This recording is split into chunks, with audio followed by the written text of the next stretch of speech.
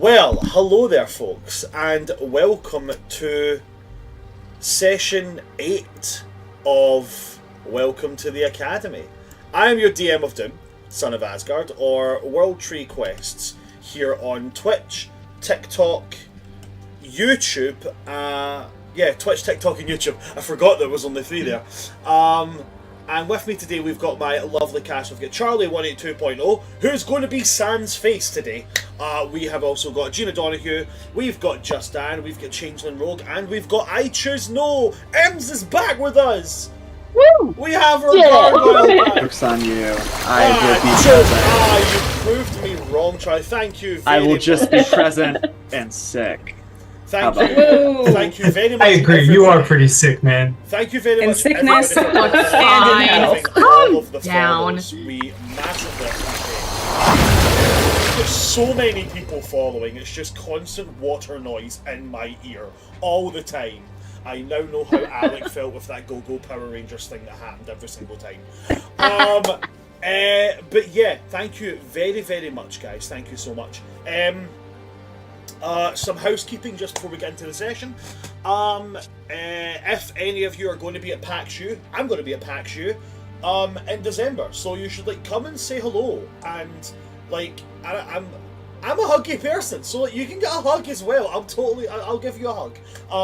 But it's Brian, I'd love to give you a hug one day. Gina, I will hurt people to give you a hug. Okay, I will do it. I will become a hitman in order to find you and give you a hug. Okay. Amazing. I will shoot. I feel exactly the same. I will kill so many people to get to hug you. Gonna happen Wow. one day. For the sake of The official devotion is purposes, great. I need to point out, I'm not kidding, I'll fucking do it. So I'm going to be at PAX U, so if you are interested in coming along, I'm going to be working with Gehenna Gaming and running some horror-themed little one-shots. You should come check it out, it's going to be fun.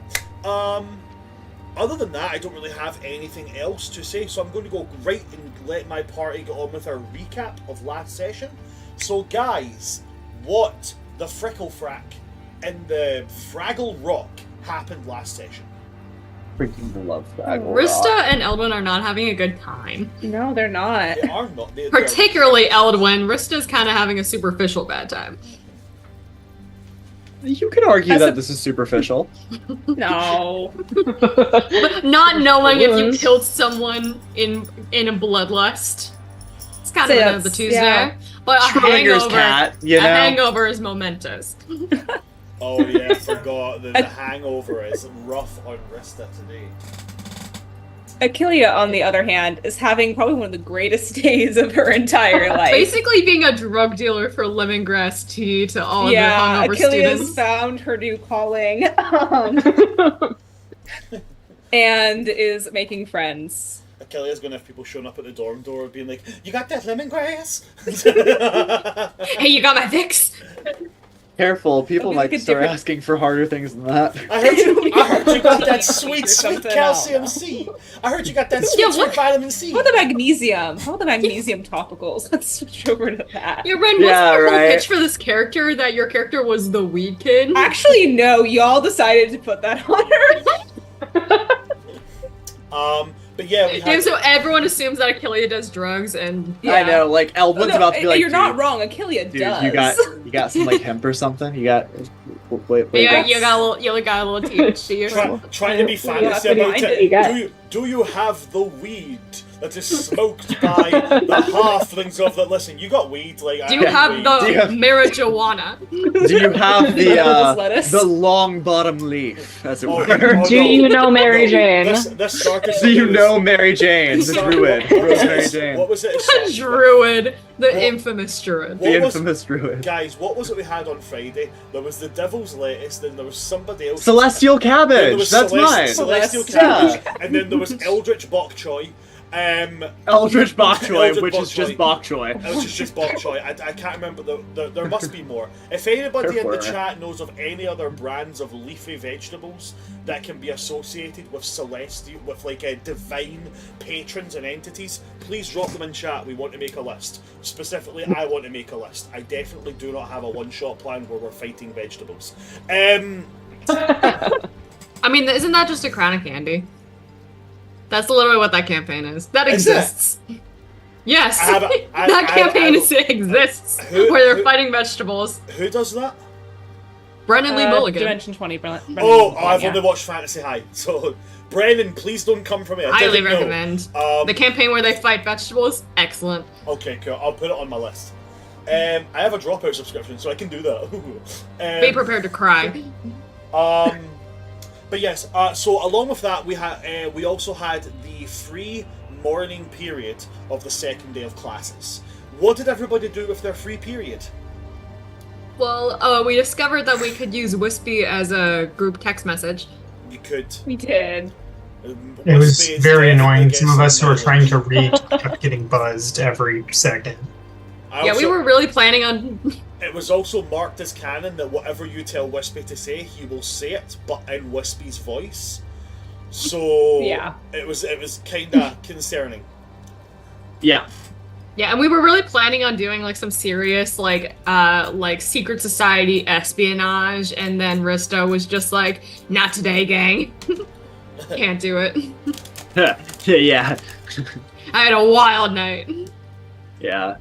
Which Eldwin was happy to second. Everyone kind of went off to do their own activities during free period. As I recall, I moped and drank coffee. I got a Taroka reading. Yeah, you got Pretty a Taroka pissy reading about from it. Malekith. Yeah, Are pretty you pissy because pissy it's about wrong it. or pissy because it's right? Well, I think that I really want to give it to the people who made the Taroka deck and Tarot decks for being so just applicable each and every card, no matter what it is that's drawn. Because no, I feel like that totally fits Eldwin. Yeah, he's struggling to make peace with something that happened in his past. I don't know what that could be. So yeah, we had a Taroka reading from Malekith, and some people in the party made some new friends. Constantine, you made a friend, right? Yeah. Constantine has a new bestie. Does calling somebody out... Oh. Oh, I'm gone. Go on. just calling somebody out, that's enough. I think that was Gomez. Does calling Yeah. somebody out for exploiting minimum wage workers count as making... Yeah. Ah, come on. They're not minimum wage, probably. I have the book. Yeah, in they're front probably of me. less. They are making bank. The Academy for the Study of the Arcane, Divine, Natural, and Occult is incredibly well paying. I can do that because I invented it. Yes, so we did have an Addams Family-esque character, or NPC, who made friends with Constantine. And Yeah. we had another friend that was made, didn't we? I did make a friend. Achillia made a wonderful friend named Faust. And Faust is Faust and Achillia have committed to a bit. How far will their committing to being opposites as a bit be? I don't know. We'll find out together. Achillia befriended him by giving him a shit ton of bacon. It's very, very good that you can make friends by giving them the Ron Swanson treatment. Yeah. And then, correct me if I'm wrong. I don't think I am, but correct me if I am. We then had our party moving off to prepare for the beginning of their first lesson of the day, Yes. which was Intro to combat magic. combat magic. Oh, my magic. Also, can I ask, what did Dia do during her free period? Yeah. That's what I was going to get to. Is Dia. I wanted to start with you, if that was okay with you, just to take a wee, maybe 20-25 minutes, and go over kind of what Dia would be doing, because you have so at the beginning of your second day you have a free period. So, what would you like to do with your free period? Let's Dia start would like with to how go you make wake up. friends. You want to go and make friends. Yeah. That's awesome. You can definitely do that. do you have anybody in particular you would like to make friends with, or do you want to pick up that D100 and see if you get a new one? Ooh. I want to pick up that D100, but first I want to stuff my little bag with things that I could give people to make them like me. Ah, the classic way of making friends. Bribery. You're making gift baskets? Yes. She's love it. totally the person who would make gift baskets for people, and I love it. Hold on, is this a Absolutely. craft? Is this a new craft? It's like social gift basketing. Who has the list of crafts? I do. Is this an addition to the list of crafts? What are we calling it? I was gonna say that gift baskets are filled with things from other emotional crafts, Okay. and so the act of handing out the gift baskets is not its own craft, but I will say that when she needs to wind down for bed, that's when she's like spending the time making, like, assembling all these little gift baskets with like snacks and crafts, and there's like knitted hats, and she's like, I can go to sleep now, I feel better. So I guess like relaxation gift basketing. Relaxation gift basketing. I love it so intently. Okay, so what I want you to do there is, we will call that. We'll call that a wee charisma check for you, if you don't mind. If you could make me Sure. a wee- I'm just gonna write this down before I forget. On you go. Do that for It me. would be tragic to forget all of my crafts. It really would, honestly. Like, quite honestly, with such a. I would be so great sad. list. So I just want to point out, if you see me reaching a lot, I don't have a table today, so I have a banana in my lap and everything is on the floor. So- Okay. That's a great sentence. that was not a euphemism. Just so you know, I have a banana in my lap and everything is on the floor. I don't Um, know how to respond to that. And you don't need Wait, to, okay, you because it's said- perfect. you said that's charisma? Yes, a charisma check, please. That is not awesome. It's a 14. A 14. Okay, so a 14 is still going to be pretty decent. Okay, so with a 14, you're able to make, like, I'd say a good wee handful, like maybe, like 3 or 4 gift baskets.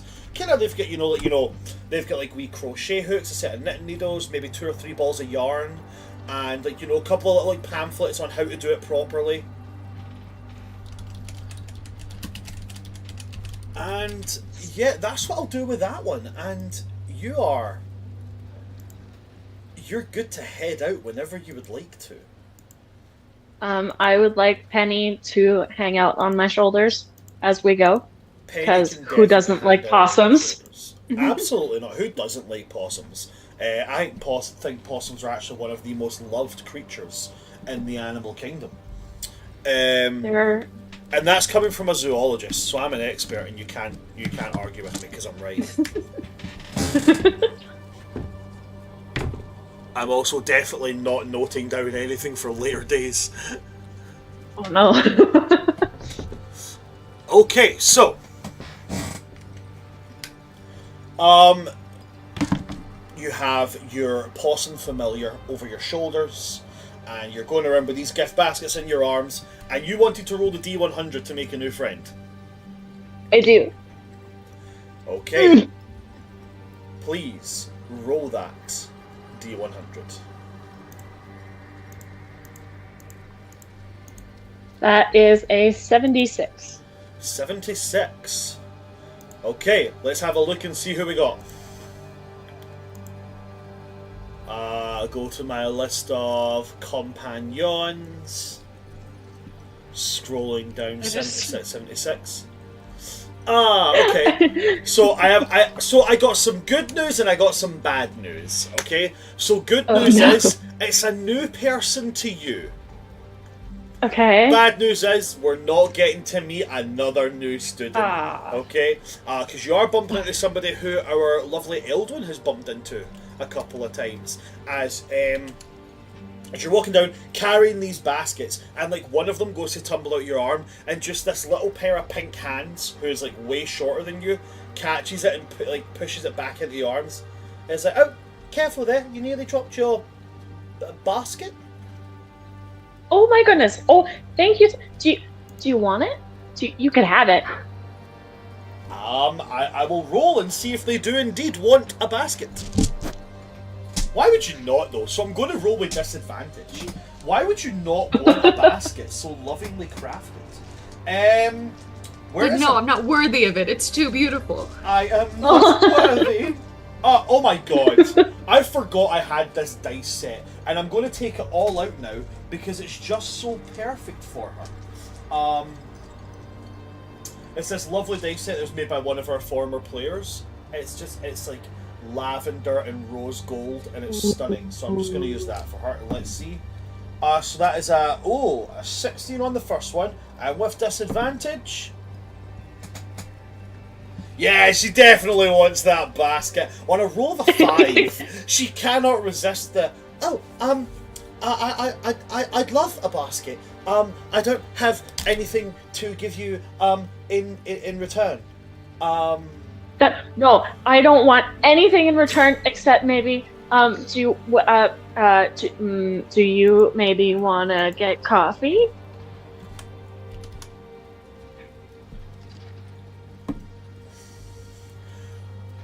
Her pink cheeks are going to go maroon. As with a failed insight roll, because of how you worded that, she doesn't know that you're saying, like, we should go and get coffee and be friends. And You would not be mad about that. Let's be real.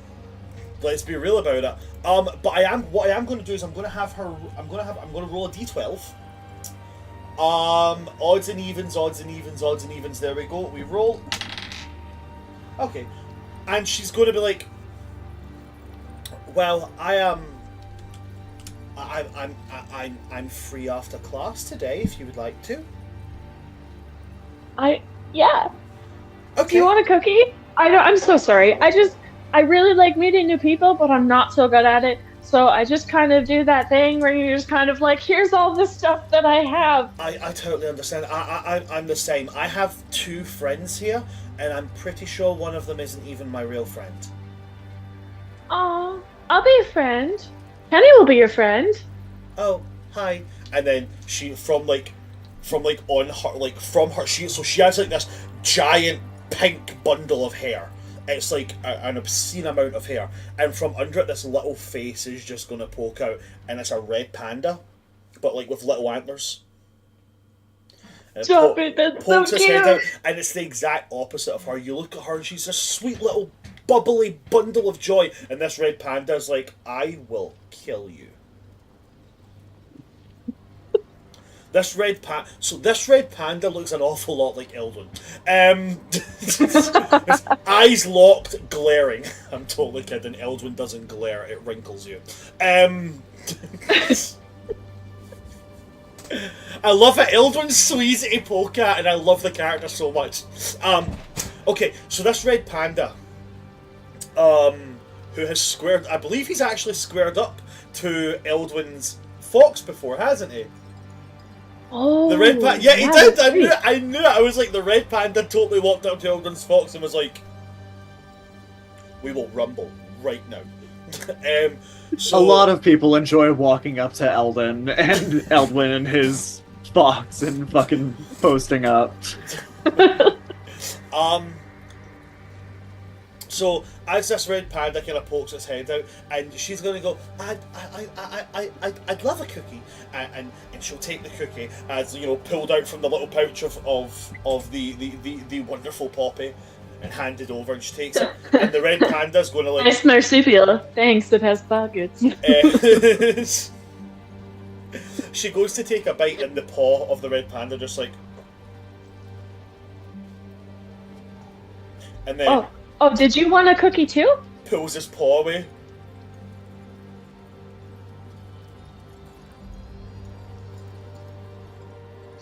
And then she bites the cookie and she goes, "You'll have to forgive him. He's protective." Well, it's always nice to have someone who's protective. It's nice to have someone who's protective because sometimes you can't protect yourself, and that's kind of scary. It's really scary. hmm Um, But my job is to be protective, so like I can protect you too.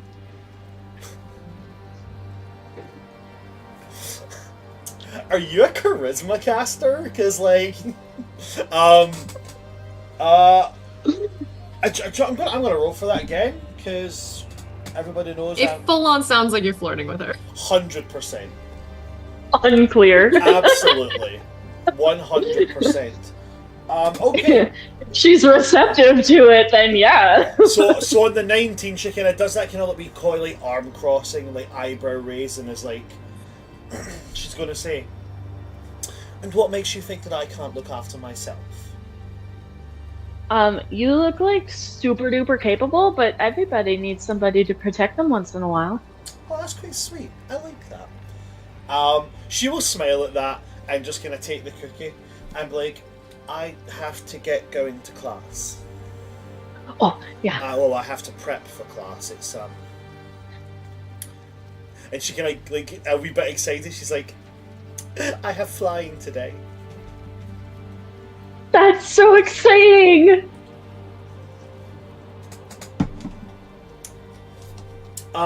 But after classes, we can meet in the main hall and we can head and get coffee from there. Yeah. Okay. And she's gonna. Oh, sorry. I completely forgot. My name's Ambrosia. Oh, I'm Dia. Nice to meet you. Nice to meet you too, dear. Oh, and this is Lucifer. Hello, Lucifer. This is Penny. The red panda does not move. Just locks eyes on you. And it's like as she like waves and turns around to leave, like the red panda's like gyroscopic. Like the body rotates and the head just kind of bobs around and keeps its eyes locked on you. Until she gets about 30 feet away and then the head disappears into the hair.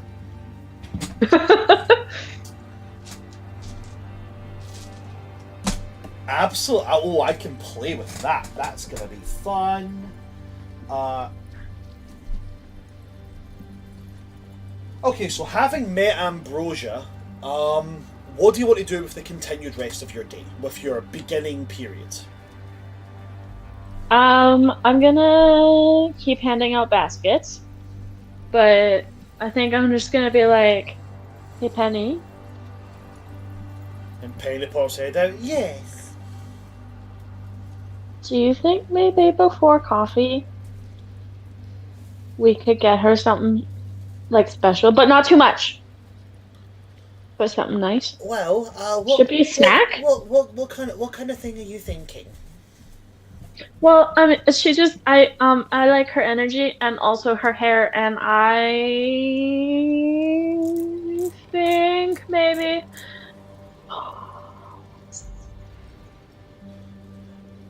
I'm oblivious. I don't know what it means, dear. You could get her you could get her a nice little tea cozy. That would be nice. oh, what if she doesn't like tea? Okay, first recon. Does she like tea? That'll be our mission at coffee. Does she like tea? And then if she does, tea cozy. Okay, I can go figure that out if you like, dear. Sure. Okay, Penny's on the job. And Penny just like crawls down and just like starts wandering off at the amazing, immense speed that possums are notoriously known for. She is moving off. Imagine her like. She is moving off at a grand and high process speed of like 2 miles an hour, scuttling on her 4 little nubby legs. Oh Lord, Every she now coming. and again, stopping to scoop something back into her pouch that's fallen out, and then taking off again. And we're going to put down that Penny is doing reconnaissance.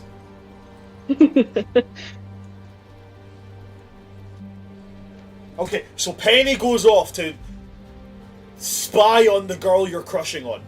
What happens next?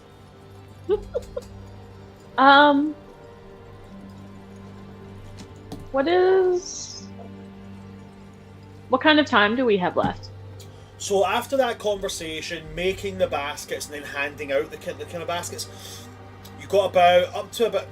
Oh my God, Lucifer! You're probably looking at a roundabout of maybe a couple of hours before class. Okay. Okay. Then I think Gia's gonna go to like the dining hall and get something to eat and see if anybody there is interested in a friendship basket. Oh, that's cute. Okay, so you're going to go to the dining hall. You're going to see if anybody wants a friendship basket. Yes. Okie dokie. Roll me another D100, please.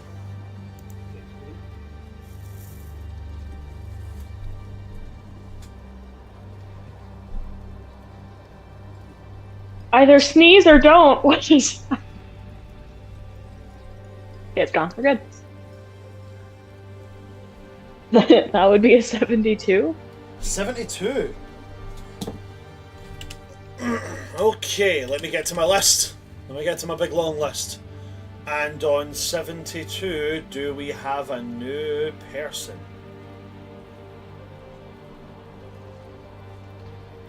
I've scrolled too fast and it's frozen.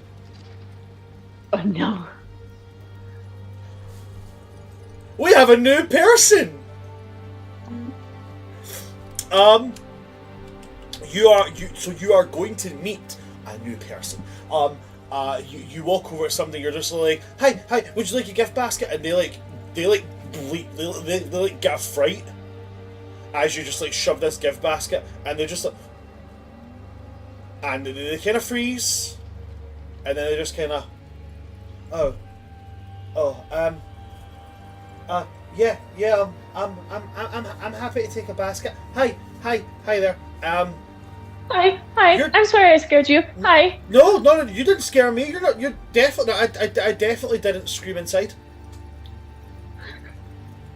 I'm so sorry. As what you're Let me looking- start over. What you're looking at here is a green, like bright green person.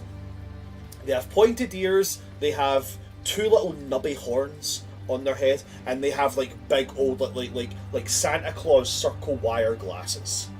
Jet black hair, and they are wearing all black, very plain, very Unassuming? unassuming types of clothing. And sitting next to them, they have a wand, which is evidently their arcane focus, and they also have a broom next to them, and they're just kind of like, I'm okay, I'm fine. Hi. Let me start over. My name is Dia. Hi, dear. Hi. Hi. Hello. Sorry, I'm Would very you- jumpy. Hi. Should I move slower? Would that help? I'm not entirely sure. Let's keep going as we're going. If we find an answer, we'll find an answer. Perfect. Sorry. Perfect. My name is Dia, and I was wondering if you would maybe like a friendship basket. You want to give me a friendship basket, Yes. and it's okay. I get it. So I open up the basket, and then it explodes, and then I've got pink dust all over me. No. You open up the basket, and there's snacks and knickknacks and like bath bombs and I think did I pack bath bombs? I don't even remember. I get it. If there are no bath bombs, I get it. The bath bombs turn into sludge when I use them, right? no. The bath bombs turn into glittery, good-smelling delightfulness in your bathtub. But now that I'm thinking about it, I don't remember if I packed them. I will get them to you later. Oh, And there's, because like, you've accidentally put the wrong ones in, so you need to get the ones that when I put them in the bath, they turn into cement. No. Are you okay? Are you? I'm a little worried that maybe you've never had a friend before if this is your assumption about my friendship basket. I wouldn't say I have never had a friend before.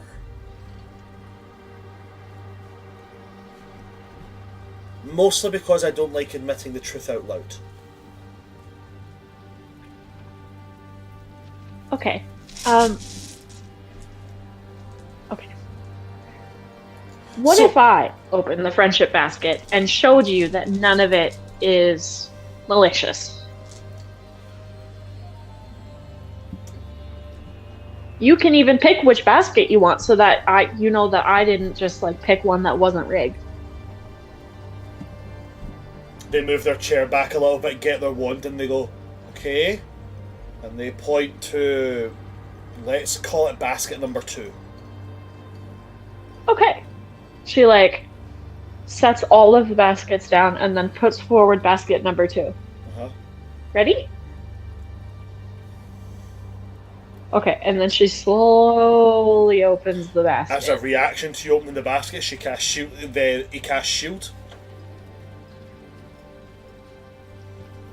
Fair. Okay. And then I'm gonna show you what's in the basket, and she tilts it upward a little bit. And inside, obviously, there is nothing but lovely things. No malicious things there that could ever harm anybody. Correct. I was so worried you were going to go, you can think that. But as they begin to see this, they kind of like, oh, this is actually a nice basket with nice intent. Yes. I'm really sorry. I'm not used to people doing nice things. That's okay. There's a first for everything, but I'm sad that it took so long for your first nice thing to happen. I'm a freak, so I'm used to this. Maybe it's just because I don't have a lot of experience with other people either, but I don't really see how you're a freak. Oh, well, because green. I've seen lots of green people. Not like I see ghosts, but like there's real green people. I I'm see the them. only one of my family that's green. That's interesting. I'm considered short in my family. It's not the same, but like I understand being like, that's different. And does your family hate you for being short? Can't say that they do, though I've never thought to ask. But I don't hate you for being green. Does that help? You see them actually kind of like perk up a little bit and like, actually kind of does. Oh, sorry. I forgot you're supposed to do introduction things. And they put out their hand, but they hold it kind of weird. They put their hand out and then their hand kind of comes back a little bit. And they go, "My name is my name is Elika." Oh, hi. And then Dia's gonna like very consciously, slowly put her hand out so she doesn't startle her new buddy. And Elika will kind of look through the basket. And you said there was snacks in here. What kind of snacks are we talking about? Well, I think that Penny and I packed cookies and muffins, and I think there might be like a donut in there, and then also there's some fruit. But if you want something else, I can get you something else. No. I like fruit. Me too. So what do I do now? I think now.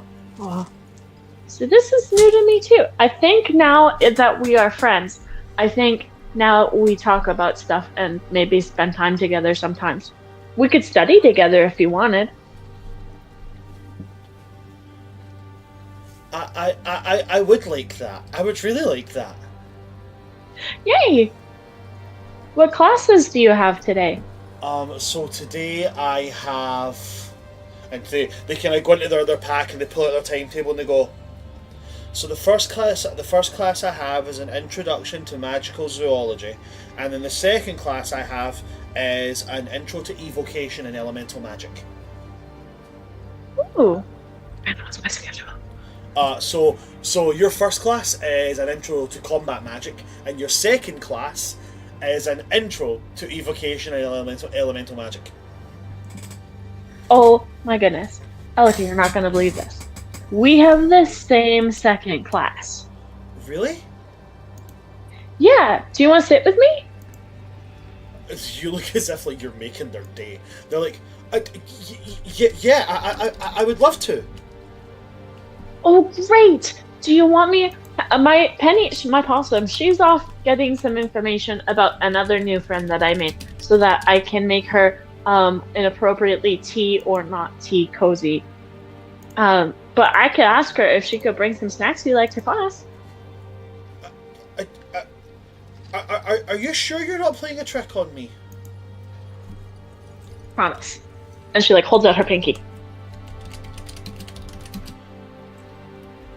That's a nice pinky. Thank you. You're meant to lock it with mine so that you know that I'm telling you the truth. Oh. She puts her pinky out. He puts his pinky out. Okay. And they are so amazingly happy at this, at the fact that they've got like a that now you know you've confirmed you're actually trying to be a friend, and I am going to take a note of that because that could be important at a later date. Could you spell Elika for me? Sorry? Could you spell their name for me? Yes, of course I can. So it's E-L-E-K-K-A.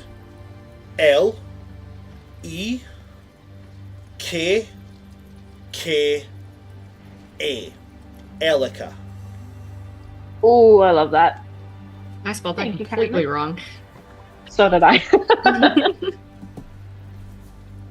Okay, did I get a +1 with Ambrosia yet? Forgot to ask. No, you got to do a little bit more than an intro conversation. Okay.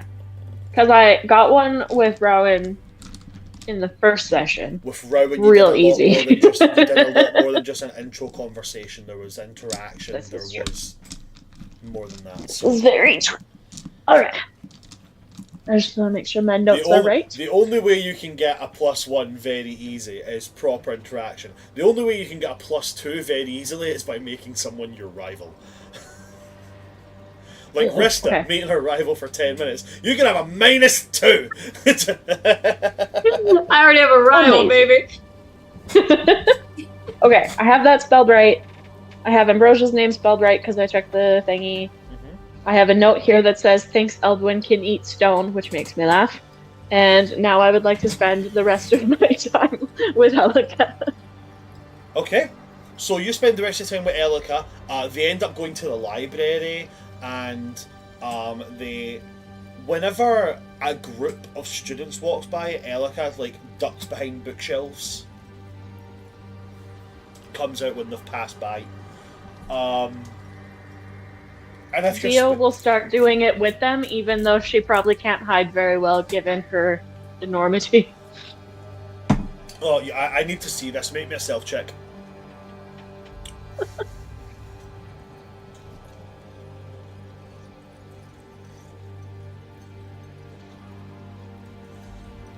Why did I want that to be bad? So that's actually an 18. Okay, you're actually pretty good at hiding, considering the fact that the majority of the walls in here are inside the library are stone, and there are stone pillars, so you kind of like blend in at least a little bit. So you're actually fairly good at getting the hiding done. But if that's what you're doing for the rest of the time, eventually Elika will mention that they have to go to class, and you'll realise that your next class is starting, and you have to make your way over to the Colosseum.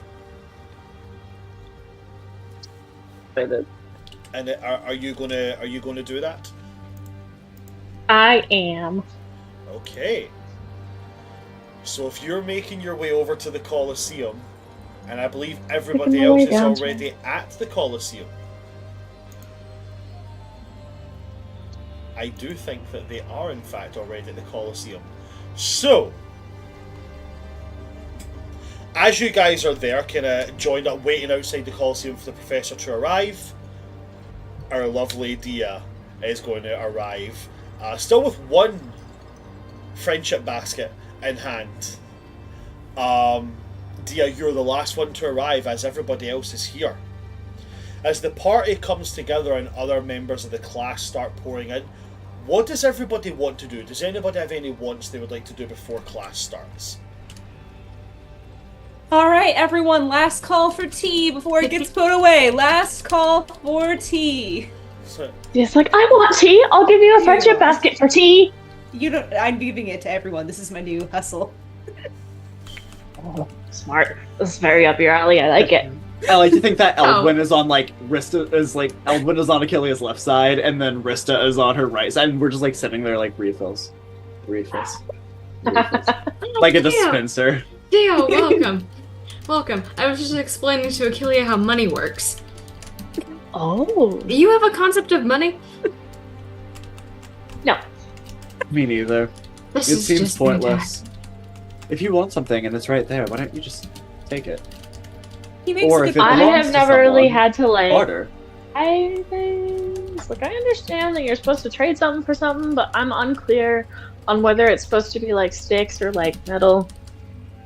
Yeah, when I was a kid, I would trade away my rations of food for extra silver pieces. Worked out in the end. Did you eat it up? You would trade rations? Well, In yeah. what world do you ration food? Oh, One in which it's Oh. limited? Rista, that. No. I'm just asking. I hope I'm paired up with you in this class. Constantine, Weirdly enough, we can wait. you know, I think we can. And I think I'm gonna be cheering for you if you guys fight. You know, like Character development. I'm so proud of you, Constantine. he had And a I'm so growing proud of you, moment. Eldwin. Proud of me for what? Not fighting Constantine. I would. Tell me I'm allowed. Give me a chance. Oh my god, No.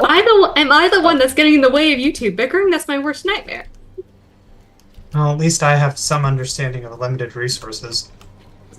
You literally just assumed that when I said I didn't need money, it's because I came from money. Careful now. Would an apology do? It would suffice. I sincerely apologize.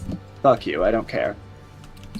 There he is. Oh, he's back! Yeah. Oh my gosh, I was getting worried there for a second. Can we start class, please?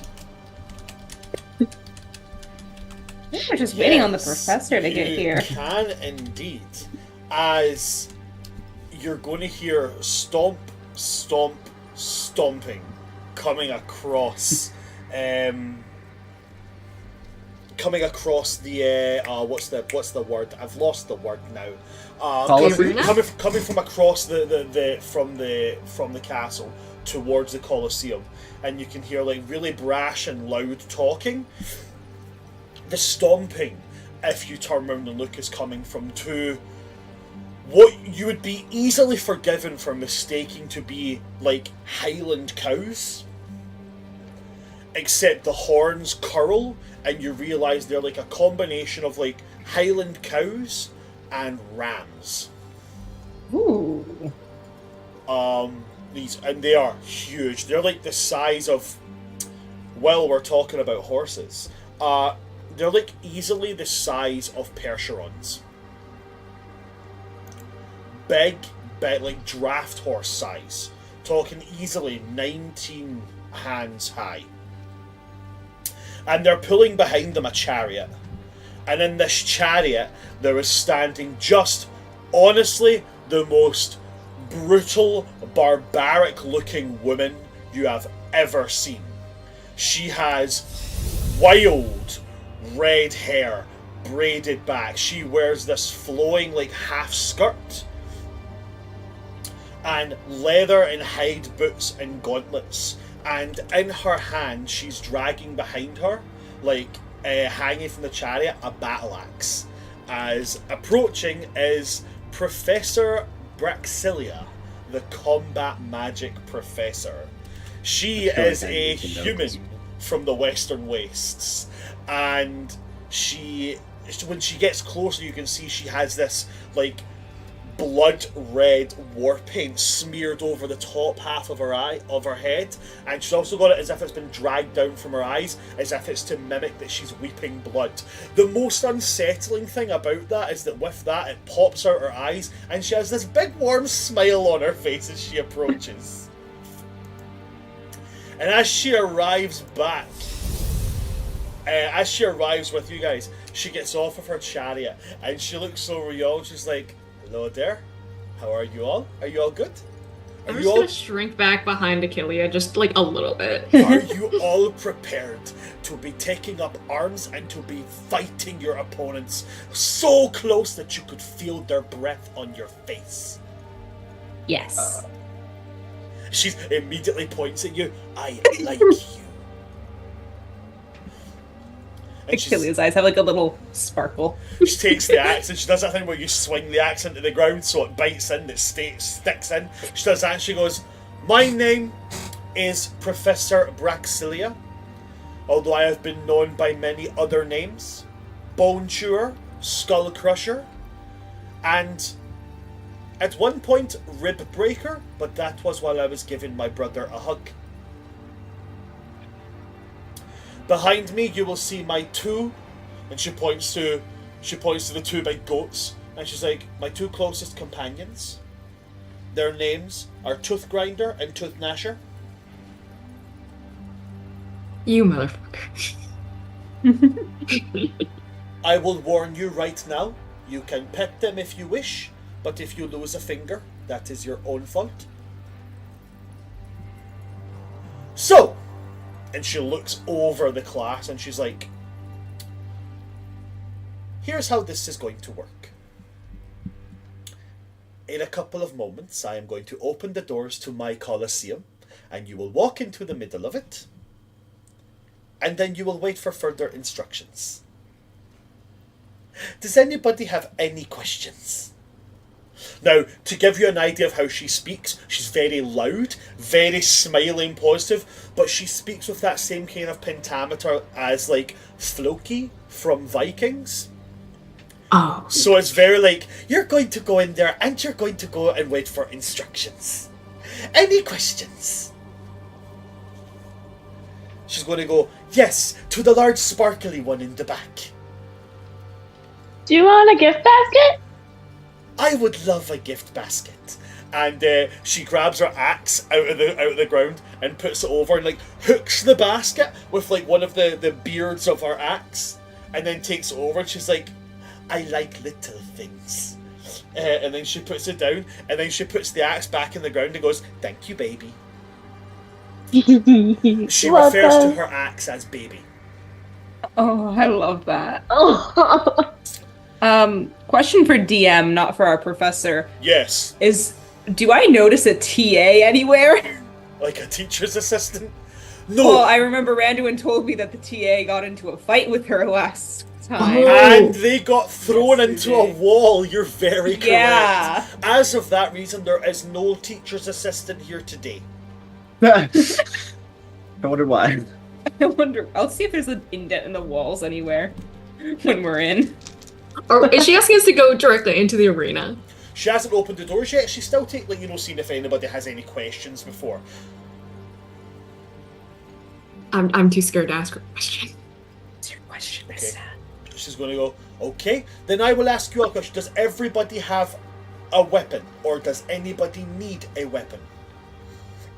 Risto raises her hand. Yes, to the small one in the background with the nice hair and the big hat. Hi, I need a one, I need a weapon, and two, are we fighting something? I'm going to say okay to the first, and well, it's called combat magic. What do you think? You will not be in any danger. At most, you will sustain possibly a concussion and perhaps a broken bone. These can all be easily fixed with magic. And she's going like, and sneeze, and as she sneezes, a little puff of like green magic at her hair. And she will say to you, Nissa, she was like, what kind of weapon do you prefer? I've never fought with a weapon before. Then we'll start you off with something easy. She's going to go in and she's going to pull out a warhammer. And she's going to go, they're a great beginner weapon. You don't need skill, you just have to hit them with the big end. I have a -1 to strength. Then Can this I is- pick it up? You can certainly hold it. Gina, you have been given a warhammer. It is not magical, okay? This is going Great. to be fun. She's then going to turn immediately to it. We're going to go Eldwin, and then we'll come to you, Constantine, okay? So she's going to go to the one who has a air of sorrow around them. Gee, thanks. You are incredibly welcome. Weapons, are they entirely necessary? Does It magic is- not suffice here? I like it when my students are funny. No, it is called combat magic. You will probably want to rely on a weapon. Things are going to get very close. I'll take a dagger then. A dagger! That is good. Or a whip, if you have one. Oh, we have all kinds of weapons here. I'll go for the whip. And she will take out this whip and throw it to you, and it's like this heavy, thick, leather-corded whip. Really, really, really, specifically combat-based whip, so the end of it kind of flails out into like 9 branches rather than just one solid end. And then she will look to you, Constantine, and be like, yes, the one who looks like they have definitely not had enough sleep. As much as I hate to admit it, I had the same question as the, how did you put it? One surrounded by sorrow? Ah, yes, you did give off a similar air. That is perhaps the worst insult I've ever received. I meant not insult, I simply just speak the truth. I need to really consider rebranding myself. I would recommend if you're going to brand yourself, you should use a cold brand because it will heal quicker and you will not feel as much pain as a solid brand. Good to know. What was your question? Oh, my question was, do we need a physical weapon when we're proficient with magic? But you seem to think that we do. If you are not capable of summoning a weapon for your own use, then you can borrow one of the school's many weapons that we have available. However, if you have your own, or you are able to summon a weapon to your hand, these are acceptable. Okay. I'll just loosen the very basic dagger that Constantine has at his hip. Fantastic. And Dia, you had another question. My question was for you, the DM. Ah, for the DM, cool, awesome. So, would I have had a weapon as part of my gargoyle post, like my job? No, gargoyles are very large and are mostly made of some kind of rock. You are a weapon. However, because of your training and whatever such cases as it may have been or where it's come from, maybe like in preparation for you coming to school, you would have been taught how to use a weapon. This comes from your class. I believe the class you started with was paladin? I'm starting in Bard. Starting in Bard. So then you should have been able to I start want with to like a- earn my Yes. paladin. So you should have Yeah. been able to start with like a rapier or something along those lines. Yeah, I'm proficient with a longsword, which I felt was probably more weight appropriate for the Absolutely size fine. of my hands. So if you start with a weapon choice and you've taken that weapon, then yeah, you can bring your longsword. Cool. Okay. Cool beans. Thank you. Okay. Then in that case, she's going to go, okay. Then I'm going to open up the doors now. You wander inside, and then you wait for your next instructions. Okay?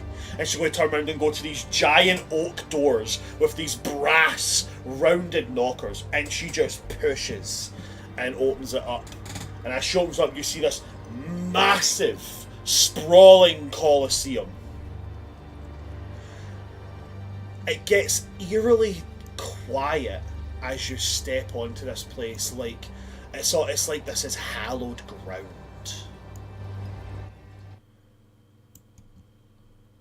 And then there's, in the centre of this coliseum, a humongous pile of gold and treasure and gems, and you can see like jewel encrusted swords poking out of the top, and there's like all kinds and manners of like, you know, art and statues made of like precious gems and such. It's just all kinds of riches in the middle of this Colosseum. And as the class steps in, the doors close behind.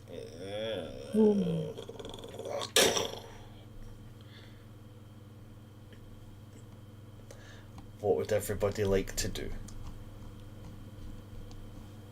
Oh, I'm gonna use whatever you say, Bran, is the more appropriate cantrip. I'm gonna use either Gust or Mage Hand on my Warhammer to make it just a little bit lighter. I'd say it would probably be Mage Hand, like helping. Yeah, you I lift just it. gotta. I'm holding it like this, and I've got just like an extra ethereal hand, just like goes onto the handle, and I just lift it up a little bit lighter. Okay, Can I ready an action? you certainly can. What would you like to ready in action for? I'm readying a firebolt for any sort of danger. Okay.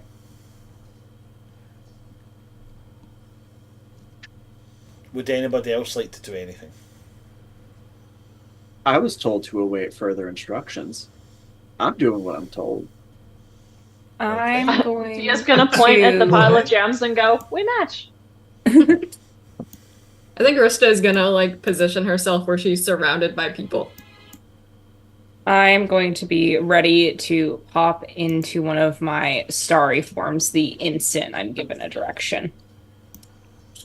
Okay.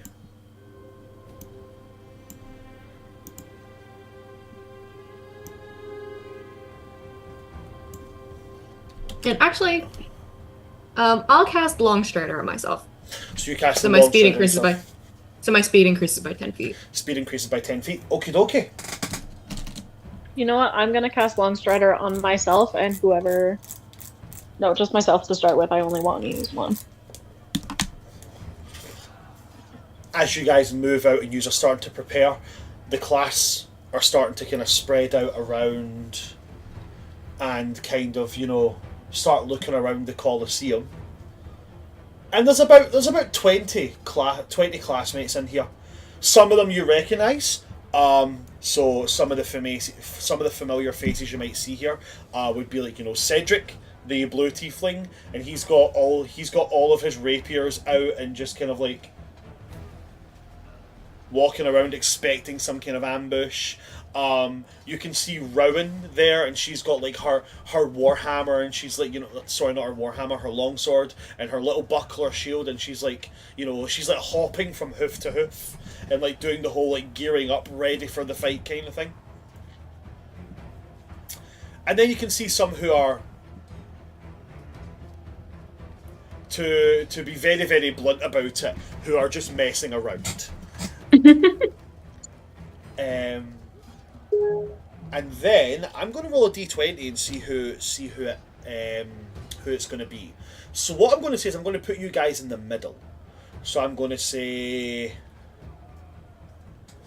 Eldwin 8, Constantine 9, Achillia 10, Dia 11, Rista 12. Okay? Okay. Ah, it's an 18. So, on an 18, there is one student who you haven't met yet. Okay? And I'm going to roll the D100 until I get somebody that you haven't met yet. Oh, first time. Fantastic. 85. 85 is... Scrolling. Oh, okay. Okay, cool. 85, there is a kind of like looks like a cross between like an elf and a tiefling. Except the horns are kind of antler-like, but small, nubby antler-like. They have a tail, but they don't have really any other tiefling features. It's mostly elvish features, except for the whites of their eyes are black, and the rest of it is like green with a pupil and such. And they're gonna they have like a short sword in their hand, and they're just kind of like swing, and every now and again they look at the pile of treasure, swing, look at the treasure, and then they just kind of they walk over to the pile of treasure, and they reach down and they're going to pick up a coin. And as they pick up the coin, you're all going to hear the sound of some coins shifting.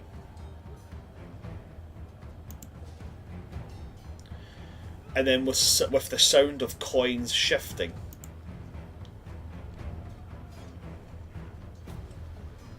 you also hear the sound of more coins begin to move and slide against one another. Ooh. And I'm going to make an attack roll against this poor little person. That is going to be... Let's do this so I can see it better. 14 plus 9 is a 25. As they kind of turn around and go, I think we're allowed to just take... And you just see a hand made of coins. And then as it lifts up, you see this, they kind of like bounce back up and they're like... And they turn round to get hit with the second attack. Okay, shit. That was a nat 20. I think I might have killed a student. Oh my god! Oh god. As the other hand comes I down. think everything's okay. On the second, I'm assuming by the first one, there'd be no way for me to predict that. But by the second one, could I release my firebolt at the hand to try and interrupt the attack? So when you said you were holding your action, you said that you were holding your action for anything happening. Anything threatening. Anything threatening. Right. Would it count if it's not threatening you? Do you know what? Yeah, you didn't say anything that threatens you. You said anything threatening. So I'd say, yeah, you can release your firebolt.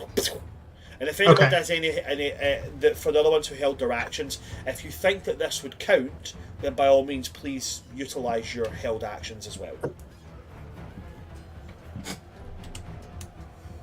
Okay, that's a 17 to hit.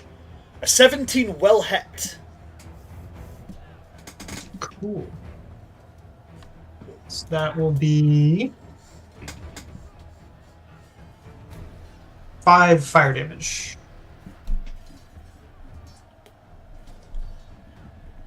5 fire damage, you said, yeah? Yep. Okay, 5 fire damage.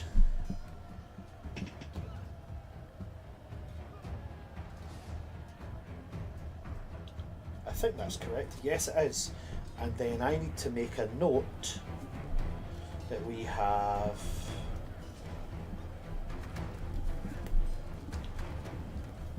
Okay.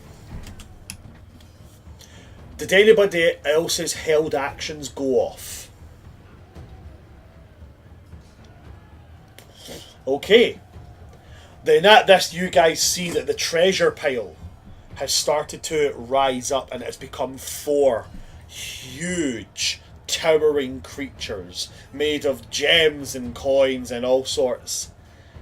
And it just so happens, Now we meet. coincidentally, weirdly, as if, some writer somewhere always would just have the same 3 people falling into the same encounters all the time. It just so happens that one particular golem decides to go for the 5 of you, while the other golems split off and go for other groups of 5. And guys, I would really love for you, if you wouldn't mind, if you could roll me initiative. Woo! Oh my Let's gosh. go.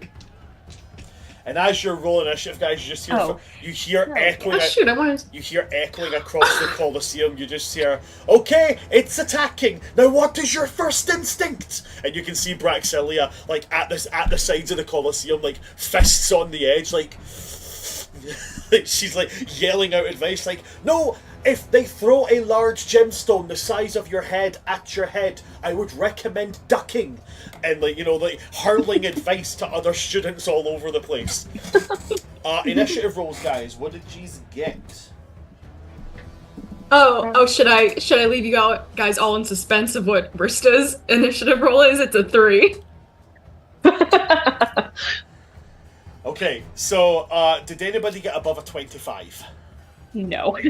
Between 25 and 20? What did you Oh, get? dang. 20. 20? Was it a nat Yes. 20? Dirty. No. Dirty. Dirty. Okay, cool. So, Eldwin. It was a 16. Okay, between 20 and 15? I got an 18. You got an 18, okay. So we have Achillia. Okay. Okie dokie, fantastic. Between 15 and 10. I got a 13. Dia got a 13. Rista got a 3. What did Constantine get? Got a 9. A 9, okay. The wizard's in the back. Listen, we're smart, we're not fast. Although I do have a feature that allows me to use my intelligence as initiative instead of dex. Yeah. Didn't help that much this time. I'd like to remind everyone that Rista has exactly 1 spell that causes damage, and it is a cantrip. Damn. She is not designed for combat. And it is This is where the character progression is supposed to come in. And it is for moments like this that combat magic is pivotal, because if your cantrips aren't doing anything and you don't have any spells left, then you might just have to fall back on that dagger or that whip or that hammer you've got at your side. Who knows? But we're going to go to Eldwin. Eldwin, what would you like to do? It's me at first. Okay. Yeah. You are indeed up first, my friend. Okay. Cool. Eldwin, who has been observing with his hands in his pocket, is gonna watch as this golem comes lumbering towards them. She's just gonna lift a hand and go, and magic missile. Magic missile, always guaranteed to work. I like that about it. Uh-huh. It's gonna be 3 glowing darts. They auto hit. Both. Each one does 1d4 1d4 plus 1, isn't it? plus 1. Yeah. So the first bolt's 5. Okay. The second bolt is 4. Uh-huh. And the third bolt's a 2. 5, 4, and 2 for a total of 11 force damage, I believe it is, yeah? Yes. 11 force damage, not something to sniff at all. So you throw out your hand, and immediately these 3 and they hurtle in towards this treasure golem, and as they strike it, they make 3 little holes in its chest, and you see coins and jewels fall to the ground. And the coins and jewels will disappear as they hit the ground. Interesting. Can I ask what its size is? It is a huge creature. Huge. Wow. You're talking easily 30 feet tall. Made entirely of gold and jewels and like precious relics and artifacts and art and anything that could be considered valuable. It's terrifying. Which one of us is closest to it?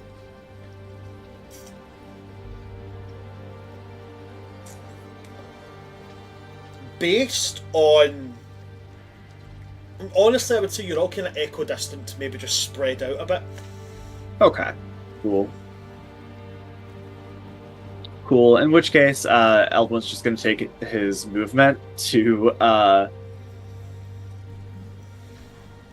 back off, sort of off to the side, so it would have to divert its attention away from everybody else to divert its attention to him. Okay. So kind of just stalks around it. Kind of like a wolf, you know? Divide and conquer.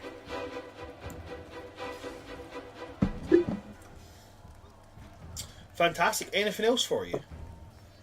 He's just going to look to the party, kind of eye them, their turn. Fantastic. Then after you, Eldwin, it goes to the Golem.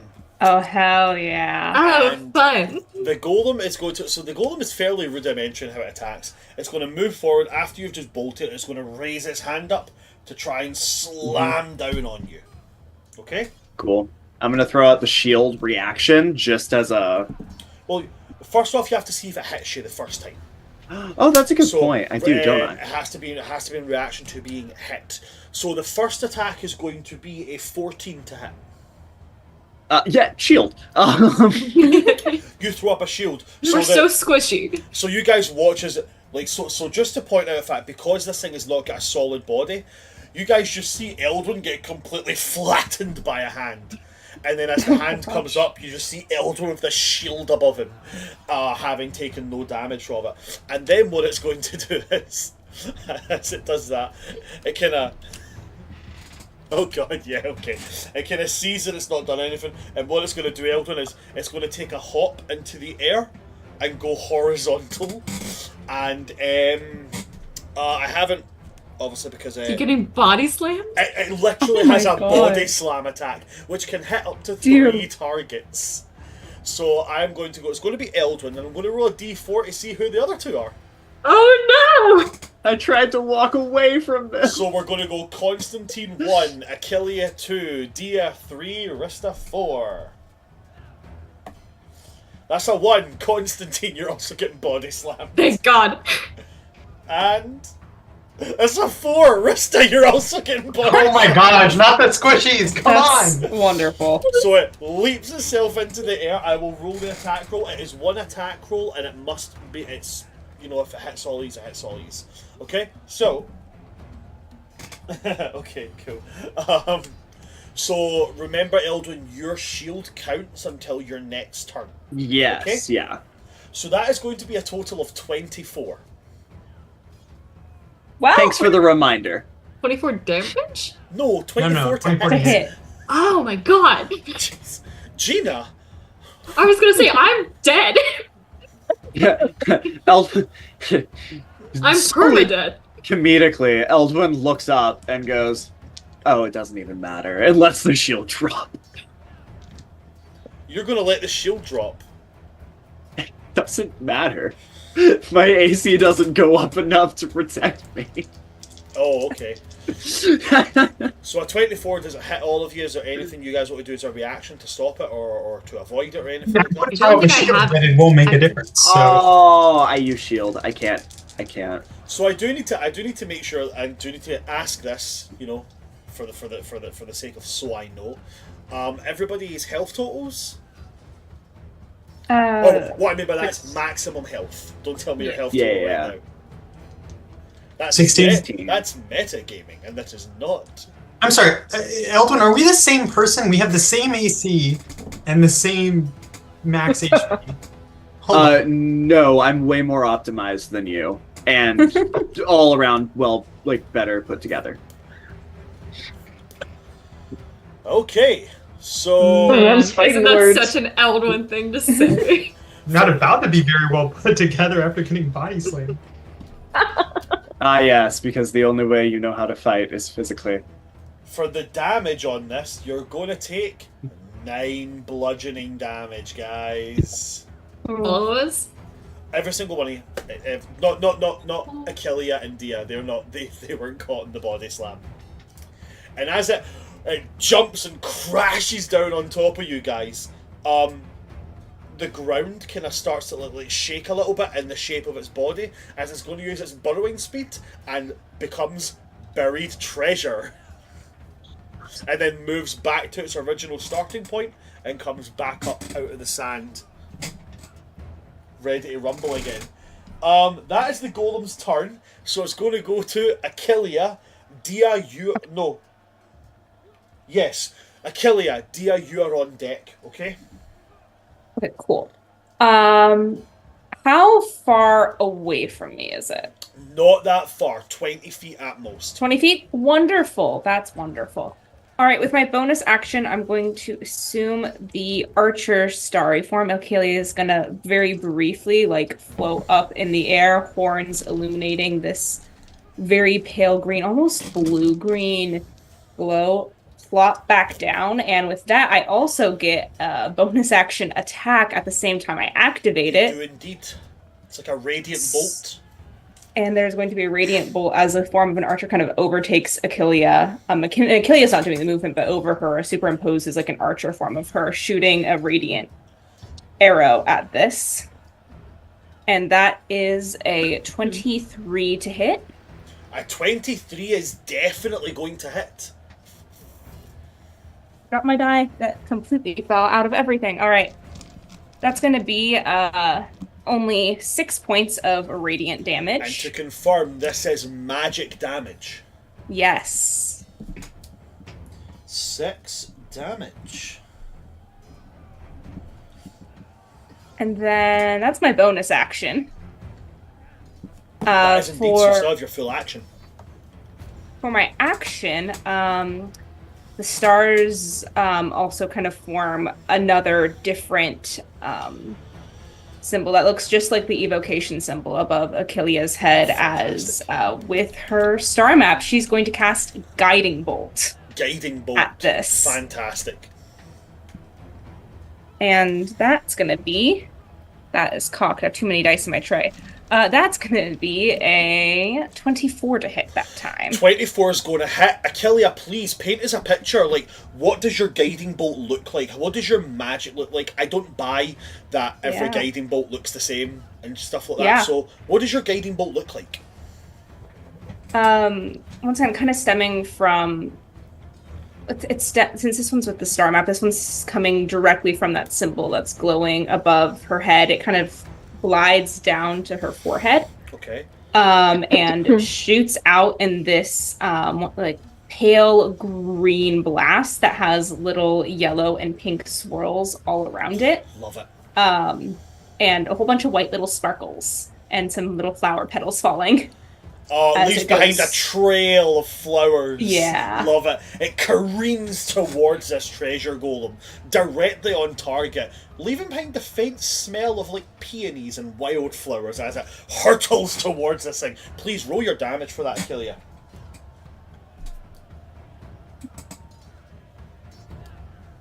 Okay, that's 8 and 5, 13 points of radiant damage. 13 points of radiant damage. And again, that is damage done by a spell. Yes. Fantastic. Smacks into the golem's chest, and the golem kind of like teeters backwards and forwards as again a hole is blasted through it, and piles of coins hit into the sand and sink into the ground. Achillea just kind of leans on her quarterstaff as her turn comes to an end. Fantastic. Dia, it is now your turn. Constantine, we have you on deck.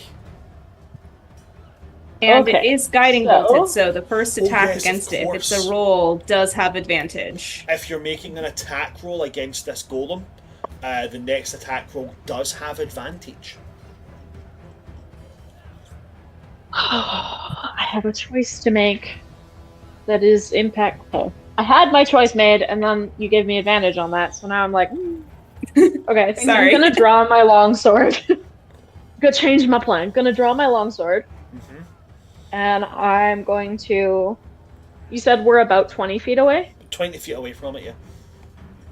Alright, gonna just run on up and have a little swipe with my sword. So you run up. Are you swinging one-handed or two-handed? Two-handed. So you charge up, you take back this longsword, and you swing as hard as you can. Roll to hit with advantage.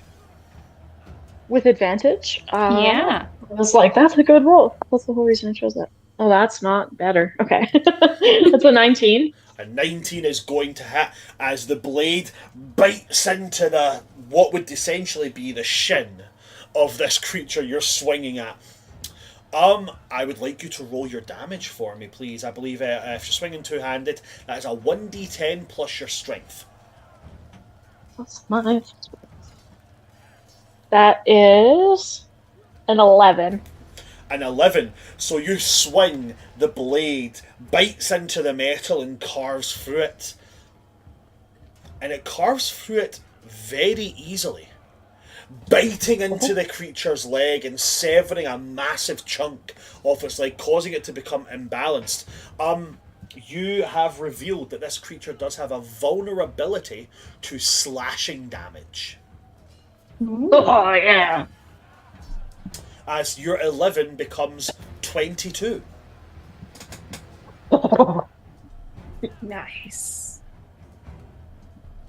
Thank you, Achillia. The creature, because of the amount of like jewels and such that it's lost, is actually reduced in size, becoming large now, as it's now essentially on its knees, with its arms still like swiping and such. But we do go now, after Dia, we go to Constantine.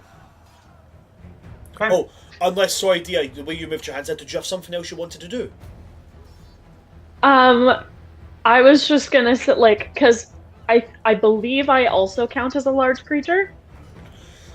So, gargoyles can go to very, very tall, but large creatures within kind of D&D terminology, you don't count as a size class large until you're beyond the point of like 10 feet tall.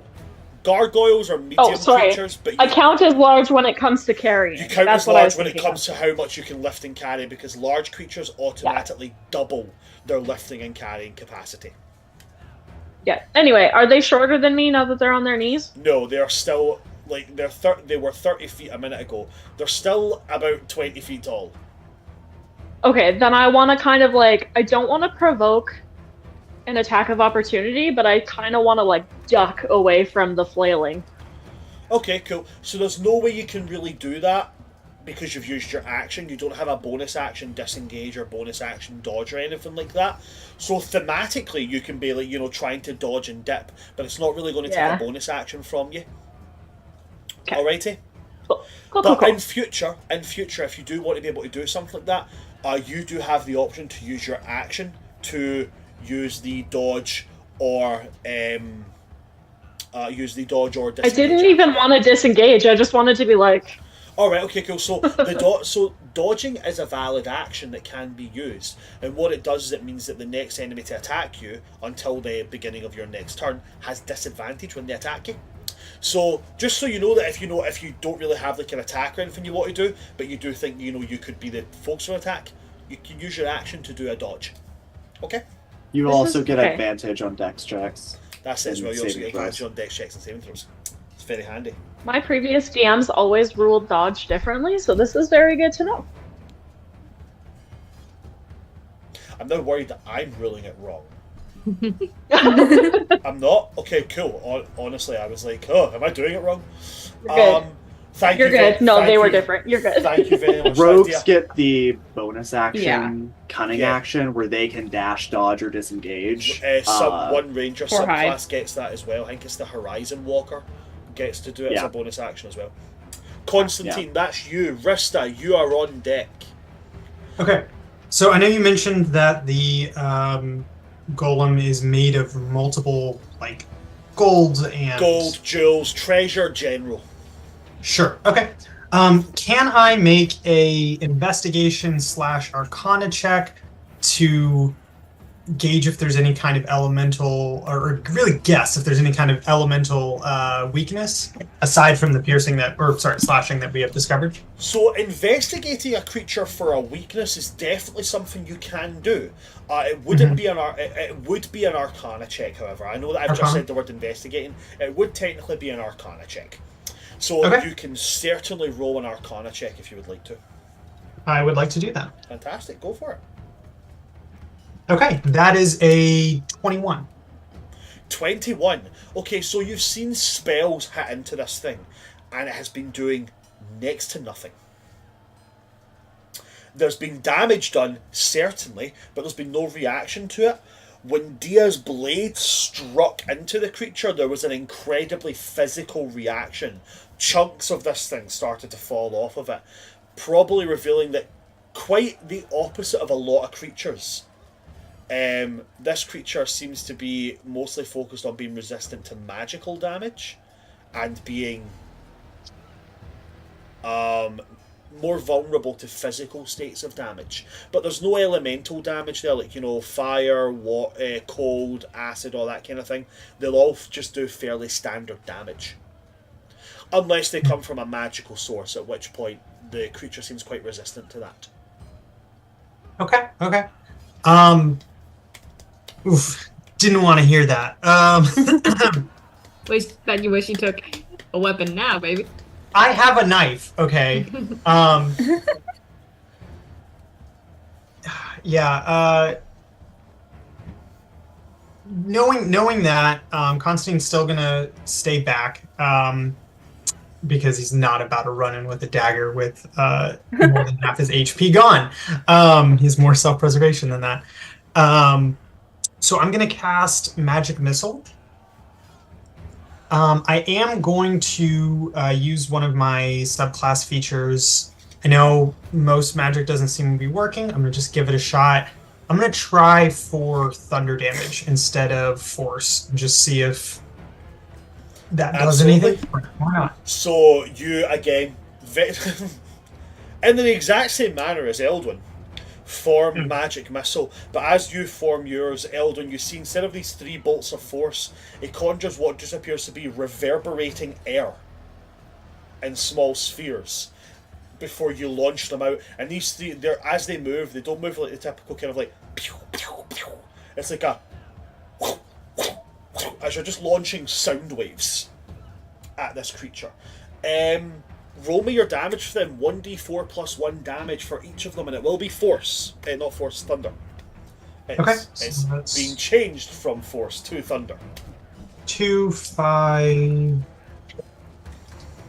8. 8. 8 damage as these bolts crash into it again. They do create holes in its chest and its torso, and gold and jewels do rain down from it, but it doesn't seem to do any excessive damage. Okay. And that was 8, you said, yeah? Yes. How's it looking? At this point, it is now just like it's now kind of like a waist in the ground with arms and a head feature. Okay. Is that everything for you, Constantine? That's going to be all for me. That's it for you, okay? So after you hurtle them Does out, he? Eldwin, I'm what? sorry. Go Does for- he vocalize his findings at all with the Arcana check, or does he just kind of keep going? It is That's a a free good action to speak, question. so That is a good question. Yeah, but Well, Constantine's And you're an not just yelling at antisocial Elvin, dick. you're like yelling to like So- the group. for the sake of cooperation, Constantine, and especially after confirming that with his own magical attack, not really in a commanding or raised voice, just kind of offhandedly. Unfortunately, magic attacks seem to be less than effective. Those of you who are comfortable with melee range, I suggest using that instead. And with that, thank you very much, Constantine. We come to Rista. Rista and the Warhammer of Doom. That's my name, Rista the Warhammer. I love how Rista's got a Warhammer, and there's just a third hand up at the top of it to keep it up.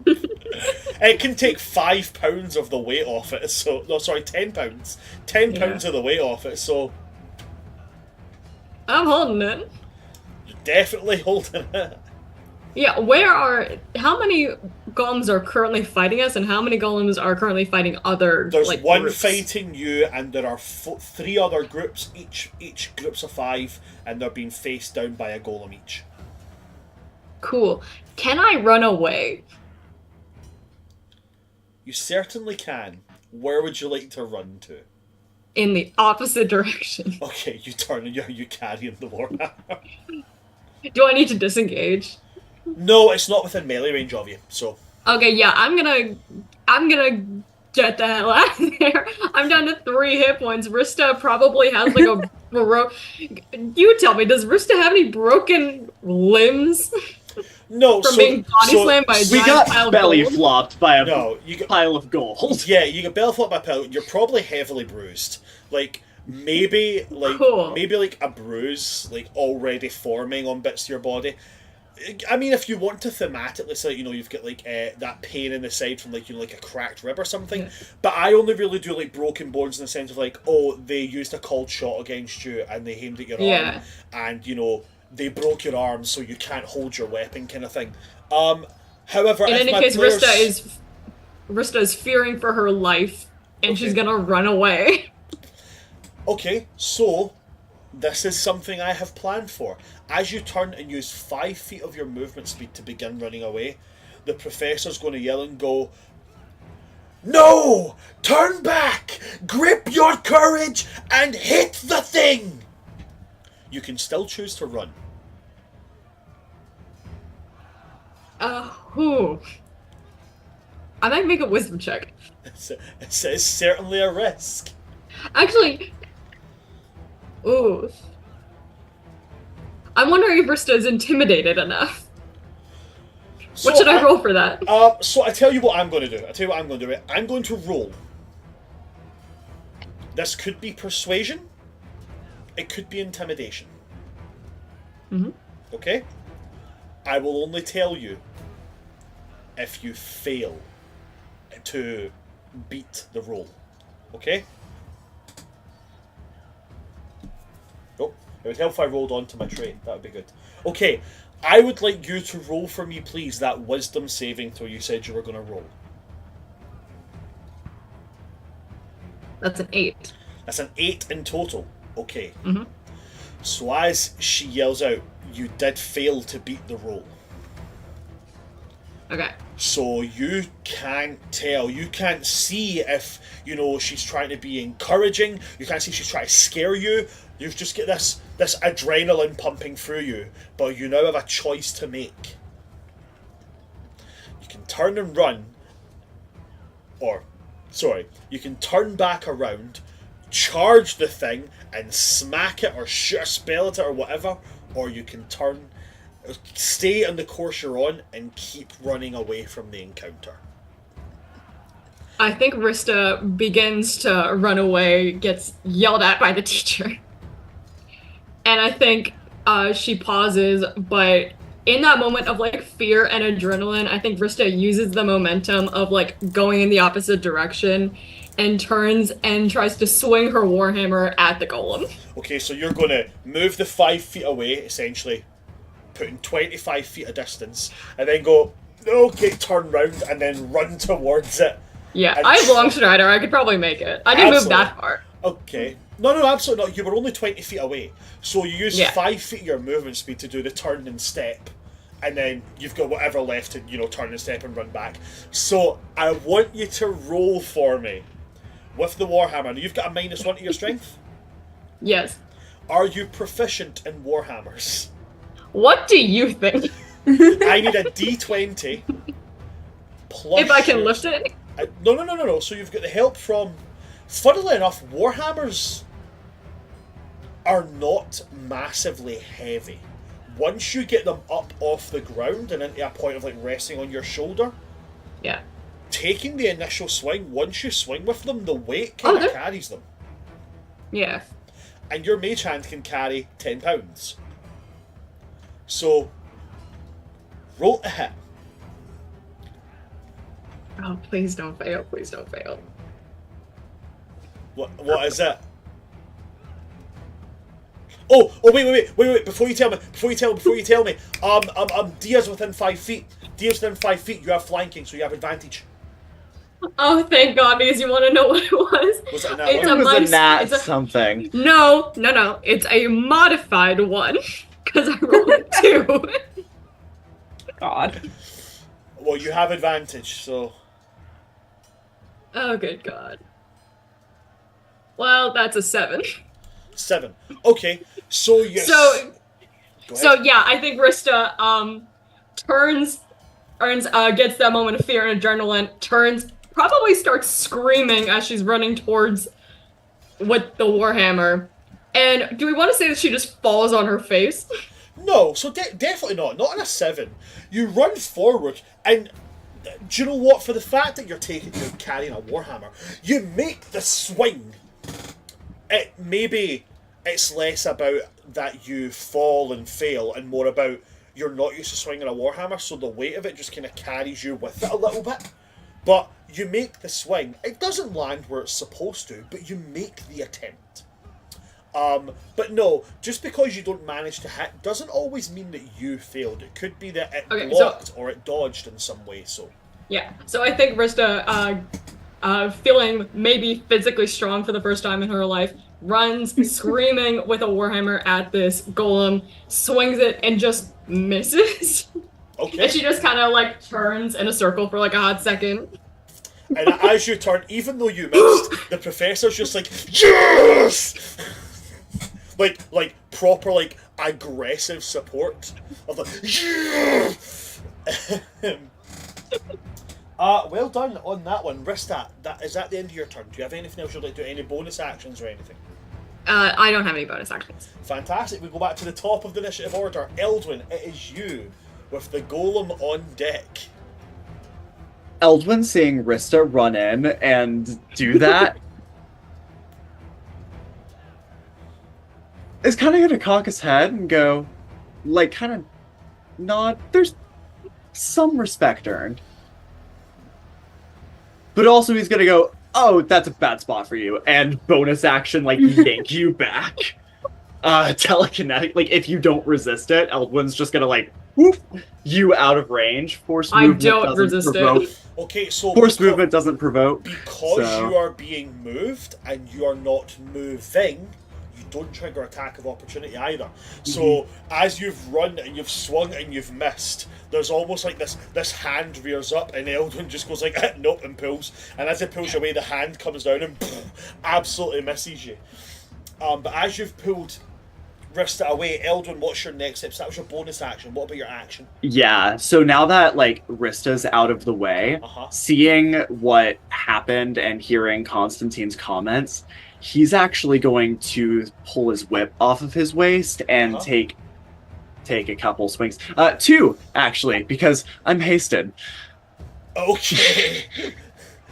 Okay. So, with the haste running, that adrenaline pumping through, you come in and you take the whip out, and you're going to crack the whip twice against this creature. Roll to hit, please. So, the first one is going to be regular. I want to make a called shot on the second one. So, a called shot takes your full action. You would only get one attack. Does it? Yes. I want to make a called shot. I want to Okay. specifically, now that I've pulled Rista away and the hand's come down, I want to wrap around where the hand meets the shoulder and try to, like, rip that or sever that so the entire arm just falls away. So the target is the arm, but thematically we're going for the shoulder collarbone area, yeah? Right, Right, yeah, okay, cool. somewhere in there. God, I don't have a. I never ever thought about my lists being tailored for larger. Of course, I fucking did. I've got them right here. Me not having a random list. Okay. Can you imagine? I know, right? Imagine me not having just random lists for you guys to roll on, right? Okay, so first off, I need you to roll with disadvantage. Yes. As you take the whip out and you split it and you whoosh, launch it out. Disadvantage on the attack roll. Okay, let me see. This might actually do it. 17. 17 is going to be a hit. Which means that you're Woo! going to deal the max possible damage you can do with a whip. I Oh, believe that is yay! a D4 plus 4 for your dex, yeah? So that's Yeah, eight it's damage. a... But however, as you do this and it wraps around, I need you to roll me a D6.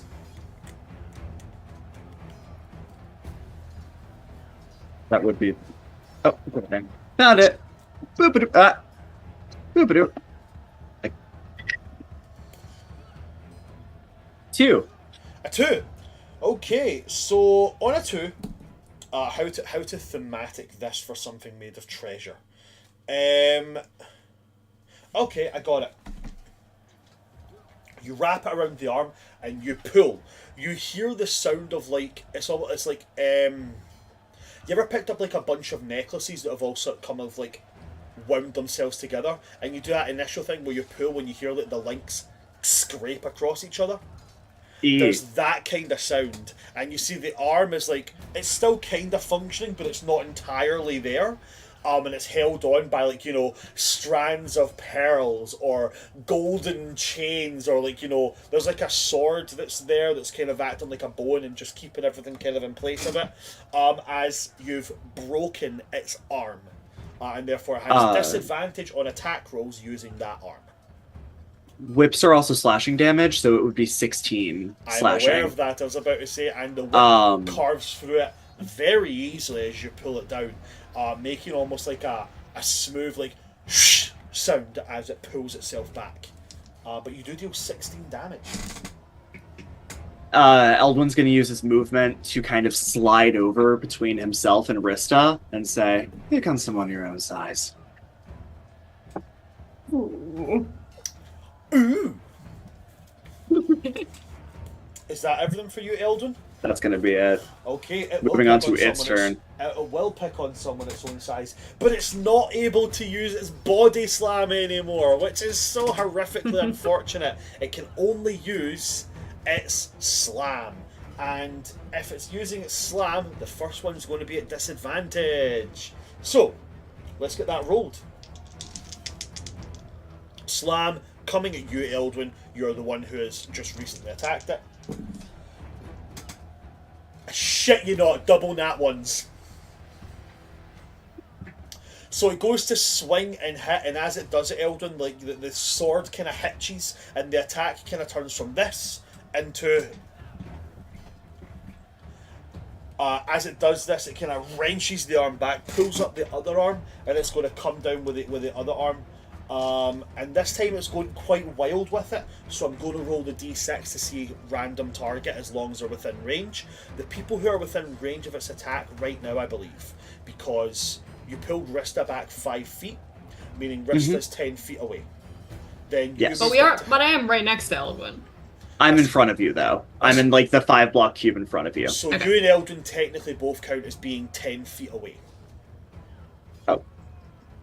Oh, sorry, you didn't see you step in front. Do you step in front? Yeah, I slide between Okay. the golem and Rista, So so, he's I'm like in 5 feet front. away. So Rista, of- you're 10 feet away. Eldwin, you're 5 feet away. Dia, you're 5 feet away. Achillia and Constantine, I believe, are more than 10 feet away. Therefore, Yeah. they're outside of its attack range. So we're going to go 1 and 2, Eldwin. 3 and 4, Rista. 5 and 6, Dia. Cocked. Okay, cool. Dia, it's coming for you, I'm afraid. As it rolls to hit, that is a 4 plus... I think it's plus 9 for its slam attack. So 4 plus 9... It's a plus 9. That makes a total of 13. It just misses. Yes. It just misses. Alrighty. So as the hand crashes down, Dia, you know, cover your head with your arms, and all that happens is it makes a Dia-sized hole in its hand, dealing you no damage. Nice. I just like Kool-Aid Man's a golem. And again, every time one of you guys does something, you're just getting like aggressive support. Like, so as you do that and it comes through, the professor's going to go, "That is how you use your head." And after the golem's turns fail, it goes to Achillea. Achillea, you are up. What would you like to do? Even though Achillea knows magic is not doing much against it, she's already summoned her archer form, so she's just gonna still use it. Might as well get something in while we're here. Might as well. And that as she leans off of her staff, raises it up again, and the archer will fire at it again. The archer fires again. And that is 11 plus 6, 17 to hit. 11 plus 6, 17. 17 will hit.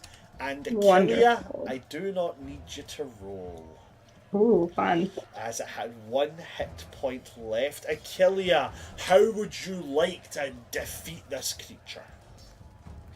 As the stars kind of go around her and she drives the staff into the ground, the arrow, again with kind of stars and flowers trailing behind it, goes right into just the middle of this golem, and everything that's just left kind of falls one by one to the ground, starting slowly until it's just a really fast cascading avalanche at particularly Elduin and Rista and Dia's feet.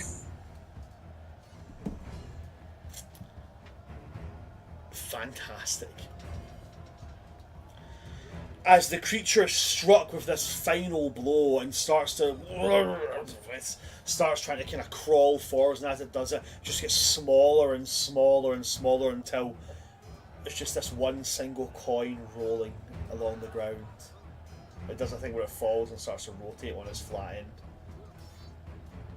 until it comes up on the head side of the coin with what appears to be a pile of treasure and 5 heroes standing on top.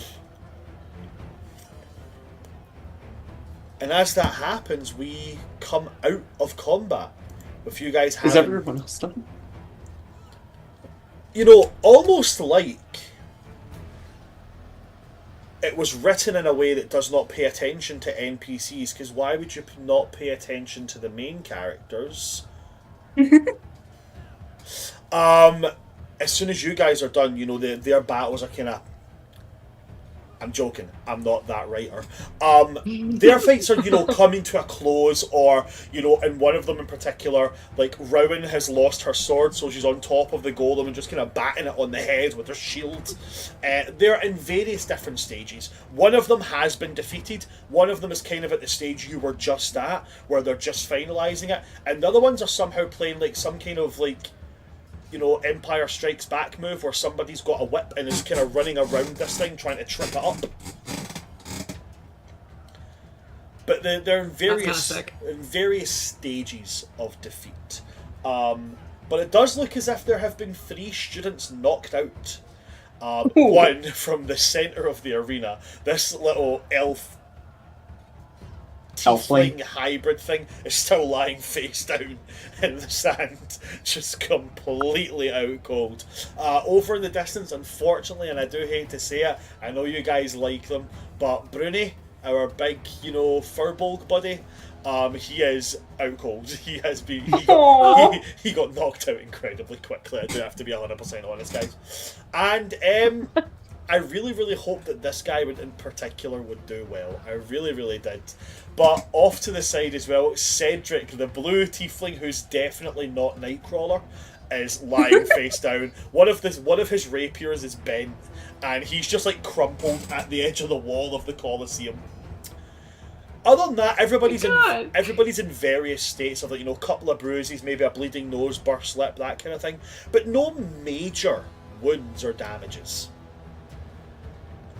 And over the course of like, so as they're finishing up their combat, is there anything that you guys would like to do? Dia, of course. We'll go to Dia, and then Rista, I saw your hand, so we'll go to you after Dia, okay? Can I run to the nearest passed out person and cast Cure Wounds? Of course you can. Of course you can. The nearest one is probably going to be the one in the center. Okay. I'm gonna do that then. Okay.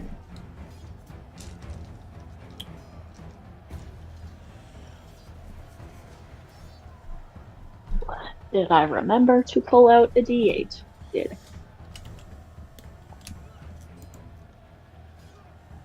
That's a 9? A 9, you said? Yes. Okay. On a 9,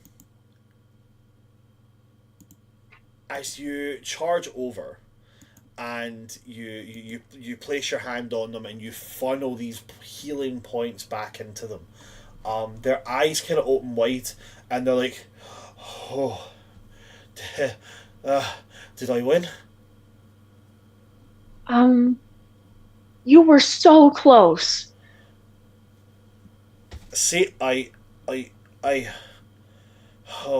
my head hurts. Oh. Dia's gonna like help them sit up if they're ready and keep them stable, but she's not gonna let them stand. You help them sit down. They're kind of doing that thing, you know, like that, like the Mortal Kombat, you know, ending where they're just kind of sway in a wee circle. They're just kind of doing that, bobbing in a wee circle. But they're just like, you know, they every now and again they blink rapidly to try and refocus their eyes, but their eyes always end up just finding their way back to being slightly crossed before they kind of blink them back to focusing again. Like, they've very evidently got a concussion. Oh, buddy. I mean, they did have like 50 pounds of metal just crashed down on top of them twice. A concussion's fairly That's normal. fair. Yeah. So while you're doing the cure wounds, over to it was Rista. Rista, you said that you wanted to do something. Yeah, we see Cedric like unconscious too. Yeah, Cedric, face down, blue guy. If I were to get to him, would I have to cross past one of these battles, or can I mostly avoid that in order to get to him? No, you wouldn't have to. You've got enough space that you could skirt around. Yeah. Oh yeah, I do the same thing that Dia does, and I run over to Cedric because he is my doormate, and I really liked him. So I'm gonna run over to him, and I don't have any healing spells, so can I just do a medicine check? Yes, of course you can. Just try to wake him up. Yeah, okay, so you move over and you can make a medicine check. The medicine check will count as stabilising them, but if you roll, I'm going to say if you roll high enough over the number I've got in my head, I'll let you also give them back 1 point of health so they can wake up. So roll me a medicine check and we'll see. So that's a 4. Okay, so... And I'm never rolling with my dice again. So you go over and like you remember when I said like this feels like a good day and I'm gonna roll my dice today? Well, do you have another dice set and you can swap them out? I have all my dice in this box. They're all retired. Okay, I tell you what. I'm gonna buy. No, you, we can leave them. I'm gonna buy you some dice. I'm gonna send them to you. Okay. Okay. I just gotta leave them in the full moon or something. You kind of like you flip Cedric over, and Cedric, you know, he's got like blood coming out of his nose. He's very evidently got a broken nose. And you just kind of like, okay, and you kind of like start smacking him on the face, trying to get him to wake up. It's ineffective at this moment in time. Okay, then I'm just gonna stand over him and prepare myself with my warhammer to try to protect him.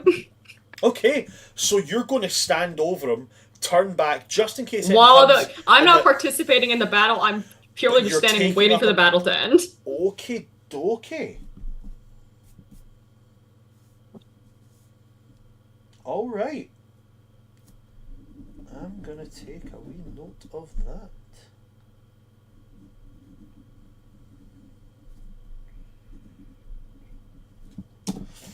Okay. Eldwin, Constantine, Achillea. Is there anything you guys want to do? Oh, Constantine, hand straight up there. Constantine, I'll jump to you. I'm not sure. I know you mentioned one coin thematically landing on the ground, so I'm not sure if there's anything to investigate. But Constantine, ever the nerd, would want to make some kind of Arcana investigation check just to see if he could kind of pick up on the magic used to animate these creatures. If it is magic animating them, if it's them just existing. I'm guessing it's a golem, so I'm guessing someone created them. Yeah, you can definitely do that. So that will be an Arcana check. It will be an Arcana. Am I making it on that coin that fell to the ground? You could. Yeah. I would say that's Okay. that's probably the easiest way to thematicize it. Okay, that's an 18. An 18.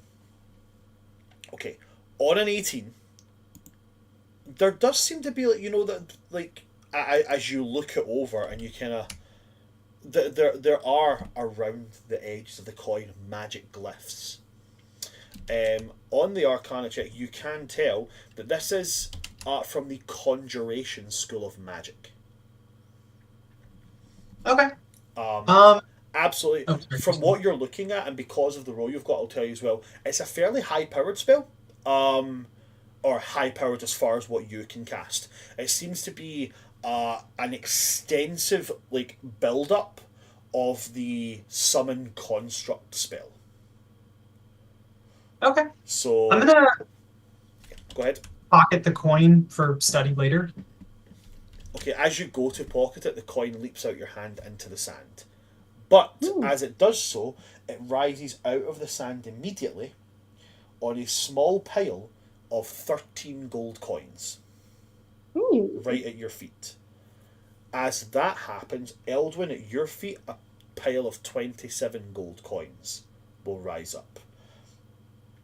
Achillea, at your feet will be 2 stacks of 10 gold coins as you get 20. Dia, 2 stacks of 11 coins rise up from you where you get 22 gold coins. And Rista, at your foot there's going to come 5 gold coins. How many did Eldwin get? I'm sorry. Eldwin got 27.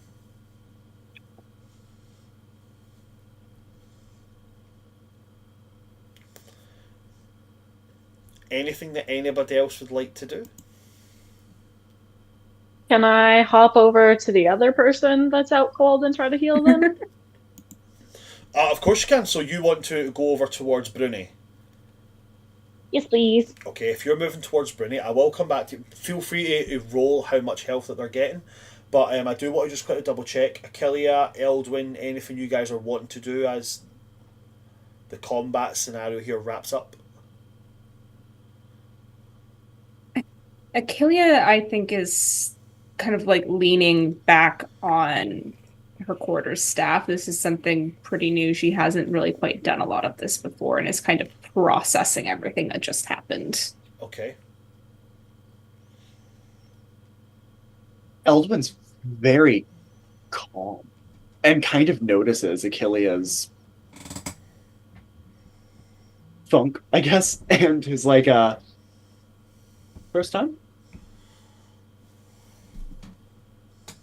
The stars. They're weird. That hasn't happened before. What hasn't happened before? How do they haven't come to me in that way before. You mean assuming over your body that Yeah. superimposed archer that I saw? Yeah. Oh, so that's what it looked like. Okay. seems to be some kind of archer similar to you. That is interesting. This is going to require research.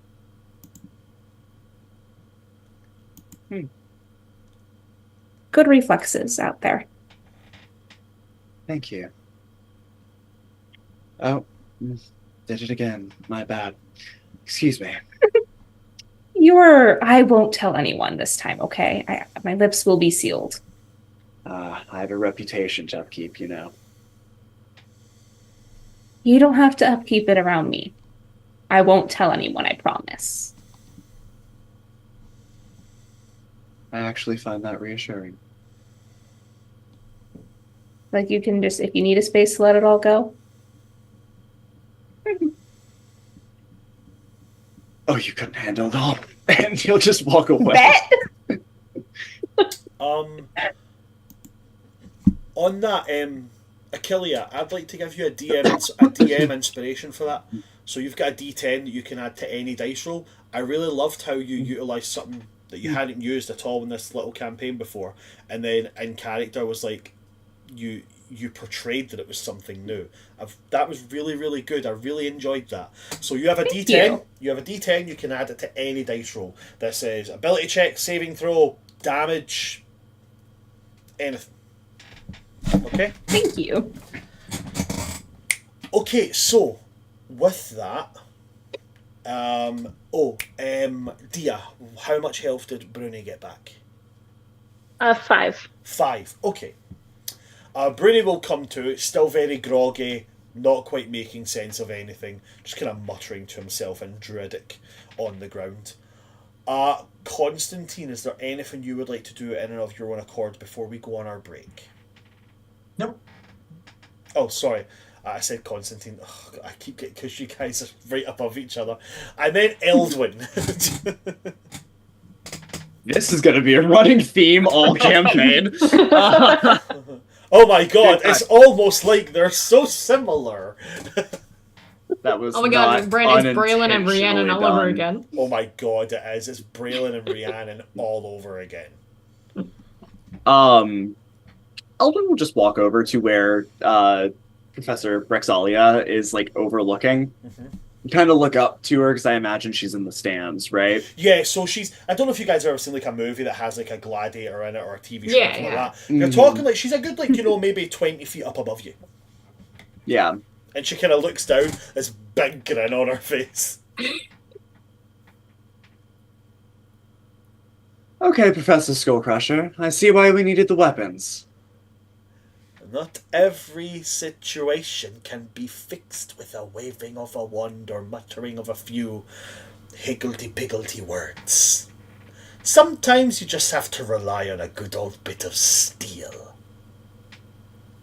Or tooth and claw. Just depends. Tooth and claw could work as well. I have seen many people who take on the shapes of animals in the heat of battle. In fact, where I am from, we have people who bear the cloaks of great bears, and it is said that as they wander into battle, the bear becomes less of an item of clothing and more of their natural shape. But then again, those are just stories. Imagine. So when do we get to fight more? That wasn't it, was it? Oh no, not at all. We're going to go into running some training drills now. I just wanted to see who of you had... I've been told I have to be nicer to students. You don't have to be nice to me. I wanted to see who of you would have a spine. So first I'm going to hand out the awards, and then we'll go into running drills. Fun. I hope you were impressed with our little quartet of horrors.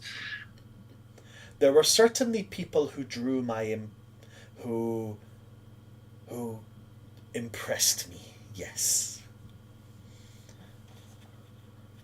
Quintet. I can count.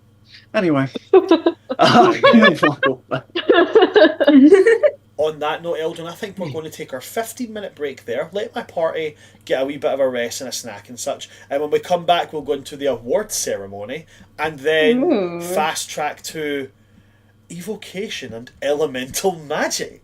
Don't go in there, folks, and we will see you when we come back from our 15-minute break.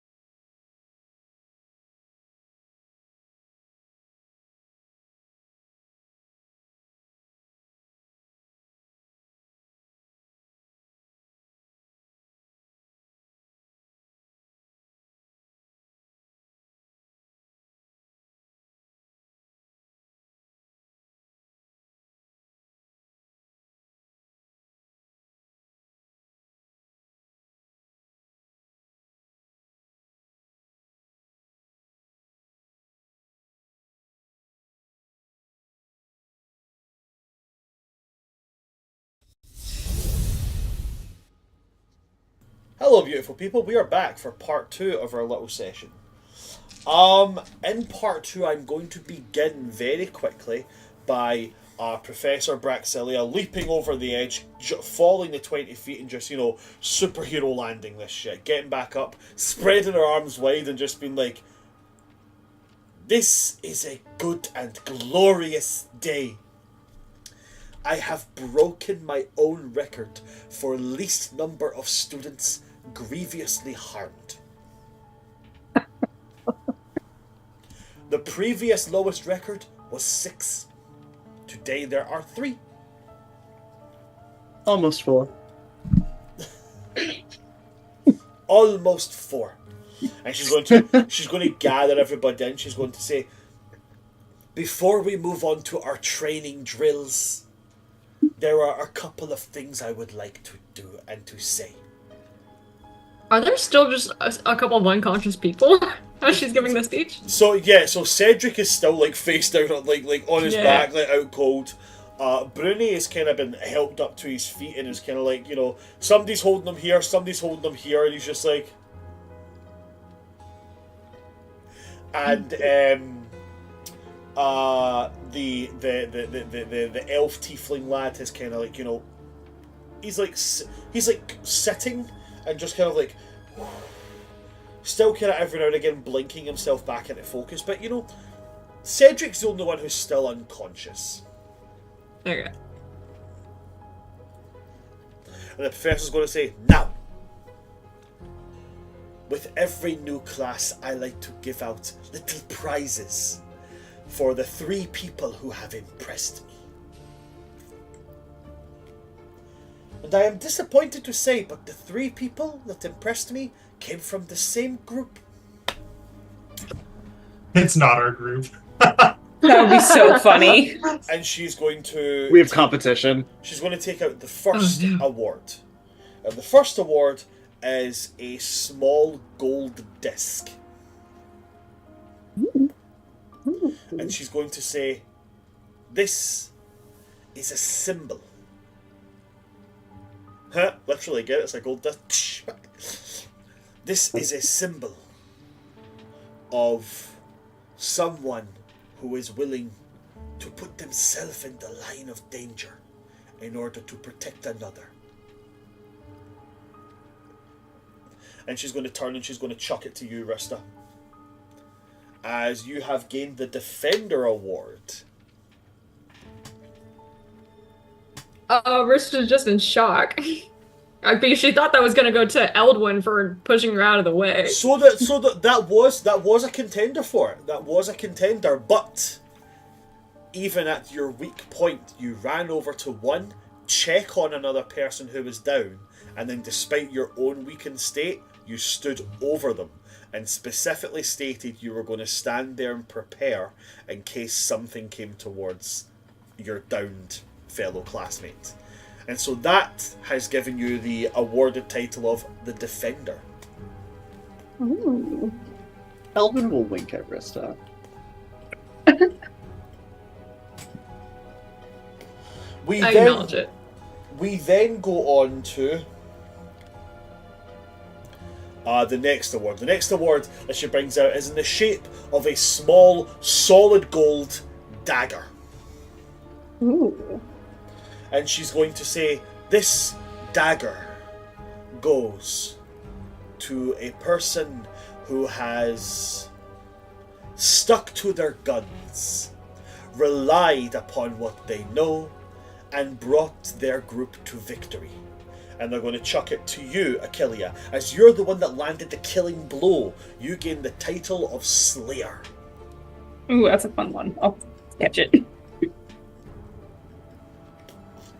And then she brings out another one, and this one is shaped like 2 gauntlets pressed together like this. Made of solid gold again, she's going to say, this award here goes to someone who swung with everything they had and dealt a devastating blow to the opponent towering before them. And she will hand it to you, Dia, as you dealt the most damage in one single attack. And those are the 3 awards that I hand down. Now, these awards do come with more than just a nice wee trophy that you can use for bragging rights. Number 1, Professor Braxilia will say that each of these can be... They give you an opportunity to gain a personal lesson from Professor Braxilia. Ooh. And this personal lesson will take place over like the next time you have a free period. And what that basically will allow you to do is, if you choose to cash it in, you will gain a weapon proficiency of your choice, as she gives you a personal lesson how to use it. Because there's other ways to reward your D&D parties than, oh here, have a level up or a magic item. Throw them some weird shit. It's fun. So yeah, this little thing gives you get to choose a weapon proficiency. And it will be very much a, hey, I want to take that free lesson and I would like to learn how to use a halberd, or I would like to learn how to use such and such, and go out and so on and so forth. And other than that, oh sorry, Constantine. I just have a question. Ask away. How long has it been since me and an unnamed individual were at a coffee shop?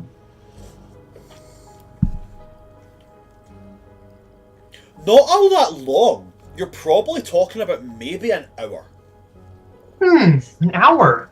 That's interesting. I feel like I remember something was going to happen after an hour. Oh. Oh my god. I thought it was actually 30 minutes. No, I think it was an hour. I thought it was an hour. That's cool. Sorry, have I forgotten something? So It's the Eldwin coffee shoved that the Eldwin coffee, drank. which gave him haste, but it was going to incapacitate him for a full minute after the hour. I'm just curious when that's going to happen. I forgot Yeah. about that. I am so sorry. Oh no, that's what I'm here for, to remind Eldwin of the consequences of his actions. You sound Did I really not- bitter that you didn't get Did I an award. not write it? I mean, I'm not Just the only saying. one. Oh no, I did. It's just my fucking chicken scratch handwriting. I couldn't read it. I'm so sorry. I completely forgot. So it would have been half an hour. Oh. Do you want to just retcon it to be an hour? I mean, it could be said that Eldwin has a higher constitution. No. due So, to so, his so, strength. do you know what? As it's my mistake, I will let the party deal me the blow here. There's a couple of ways this can go. One, Eldwin, the incapacitation would have happened outside the Colosseum. So it would have happened before class started. It would have just been a case of like, just suddenly just like zoning out, boom, onto the ground. Or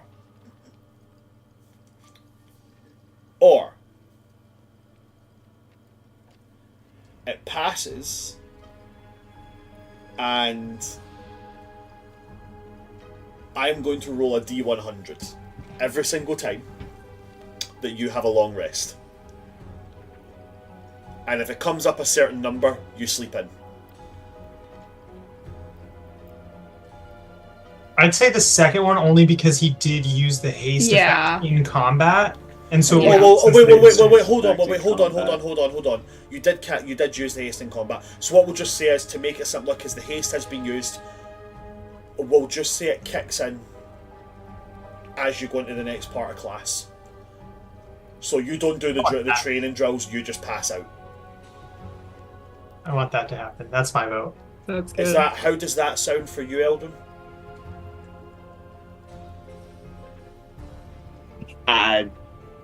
Consequences of my actions. I don't know. I drank a Consequences. drink. And that is my fault, because I honestly thought I'd scribbled a word out. That is what that looks like to me. My handwriting is god's awful. Like, it really is fucking terrible. Is it very sudden, or is So- it like so I can see? I can. Is it Yeah. feel like a typical caffeine No, crash? I come down? say you pass out. It's not passing out. It's lethargy. So like you just suddenly go, like not when you stand up too quickly and you suddenly go, okay, my head just moved way too fast down. You half fall, half sit yourself back down, It's like that. Just How lethargic. long does You it don't last for? So it is lethargy is, I believe, at the times 10 maneuver. So lethargy is 1 round, which would be 6 seconds. So let's put it would be 1 minute. Okay. Okay. Do I notice? You probably notice him get a wee bit tired, maybe, unless we'll give Eldon the shot to. Can you pass it off if you would like to? It'll be a performance check.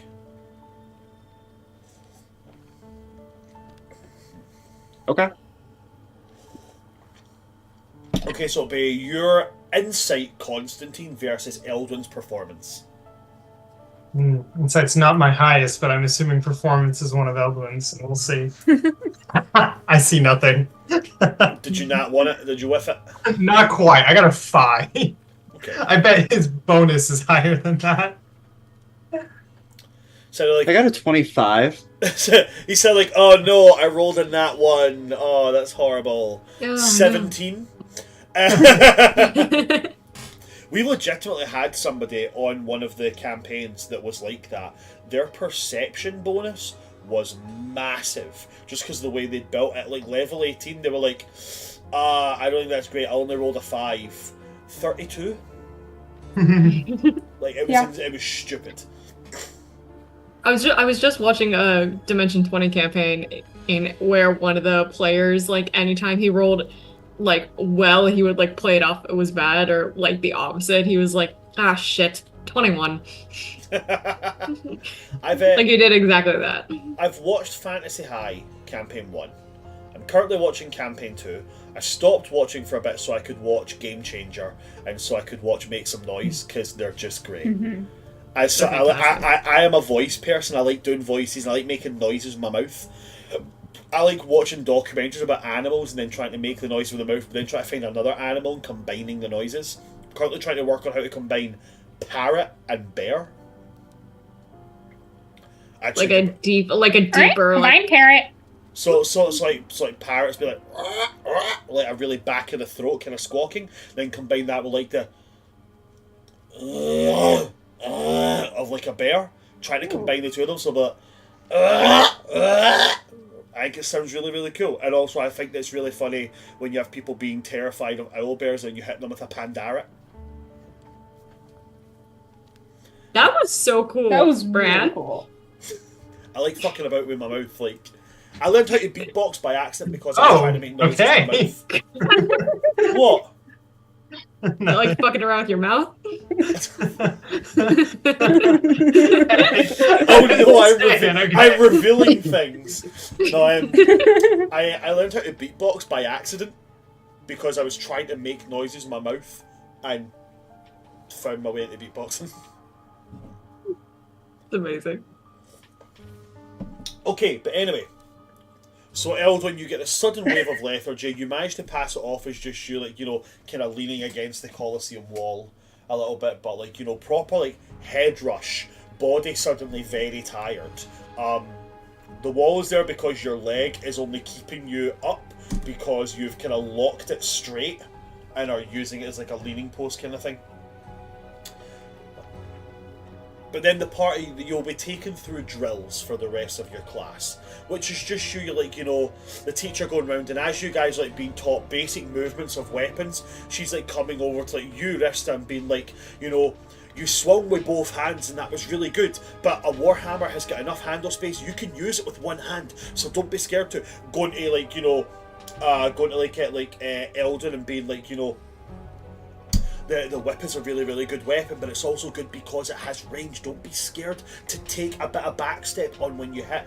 Going up to Constantine and being, you know, kind of being encouraging about, I know you want to rely on magic, but, you know, daggers have a pointy end for a reason. You're supposed to get close because it's harder for them to stab you if you've got a short blade and you're stabbing them. And doing these kind of things, going up to Achillea, scoping the kind of weapon that Achillea might like to use, noticing the quarterstaff and being like, "It's a big stick, you can hit with it, and you've got a lot of room to hit with it, especially if you hit hard." And then coming up to Dia and being like, "Listen, you have a sword, you know what I'm doing, you know what you're doing with it. You swung with 2 hands, but a long sword, you can use that with 1 hand as well. Have you ever considered a shield? Shields are fun." She comes around all the students and kind of gives them pointers here and there. Every now and again she sneezes and a random little magical effect will happen. It's usually something like a little burst of magic, or she'll sneeze and spontaneously something nearby catches on fire and then she quickly stamps it out. That kind of thing. Almost like there's a kind of like magic of a wild nature around her. But eventually there will be this big sudden like a war horn, like a sound, and she's going to just like clap twice really big and be like, "Pupils, that is our class for today finished. It has been great seeing you, and I hope that you will consider coming back to more combat magic classes. Until then, bye bye." And she will start to usher you guys out of the Colosseum to get you to your next class. And the next class... By the way, Brand, did the award that Dia get, did she get any, like, moniker with it, like Defender or Slayer? Yes, sorry, Juggernaut. Ooh. The Juggernaut. The Juggernaut.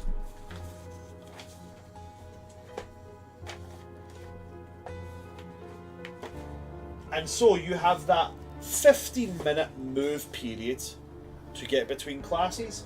As your next class, Evocation and Elemental Magics. Are you wanting to head straight to class, or do you guys want to fuck about for 15 minutes? Make your choices. I'm gonna go up to Dia as we're leaving class. Okay.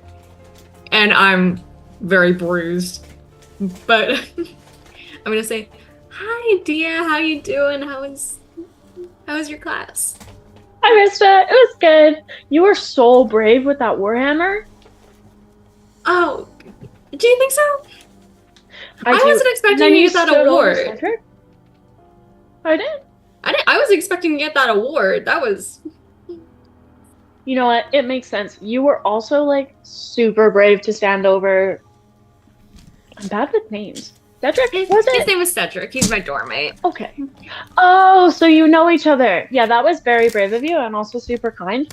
And so I'm not surprised at all. Well, thank you, Dia. If you think so much, do you have any healing that you can lend me? Oh, goodness.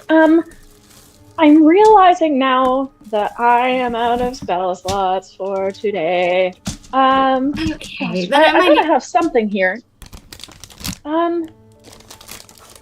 My cat's here. And she like is like pulling things out of her bag, and she's like, "I have snacks.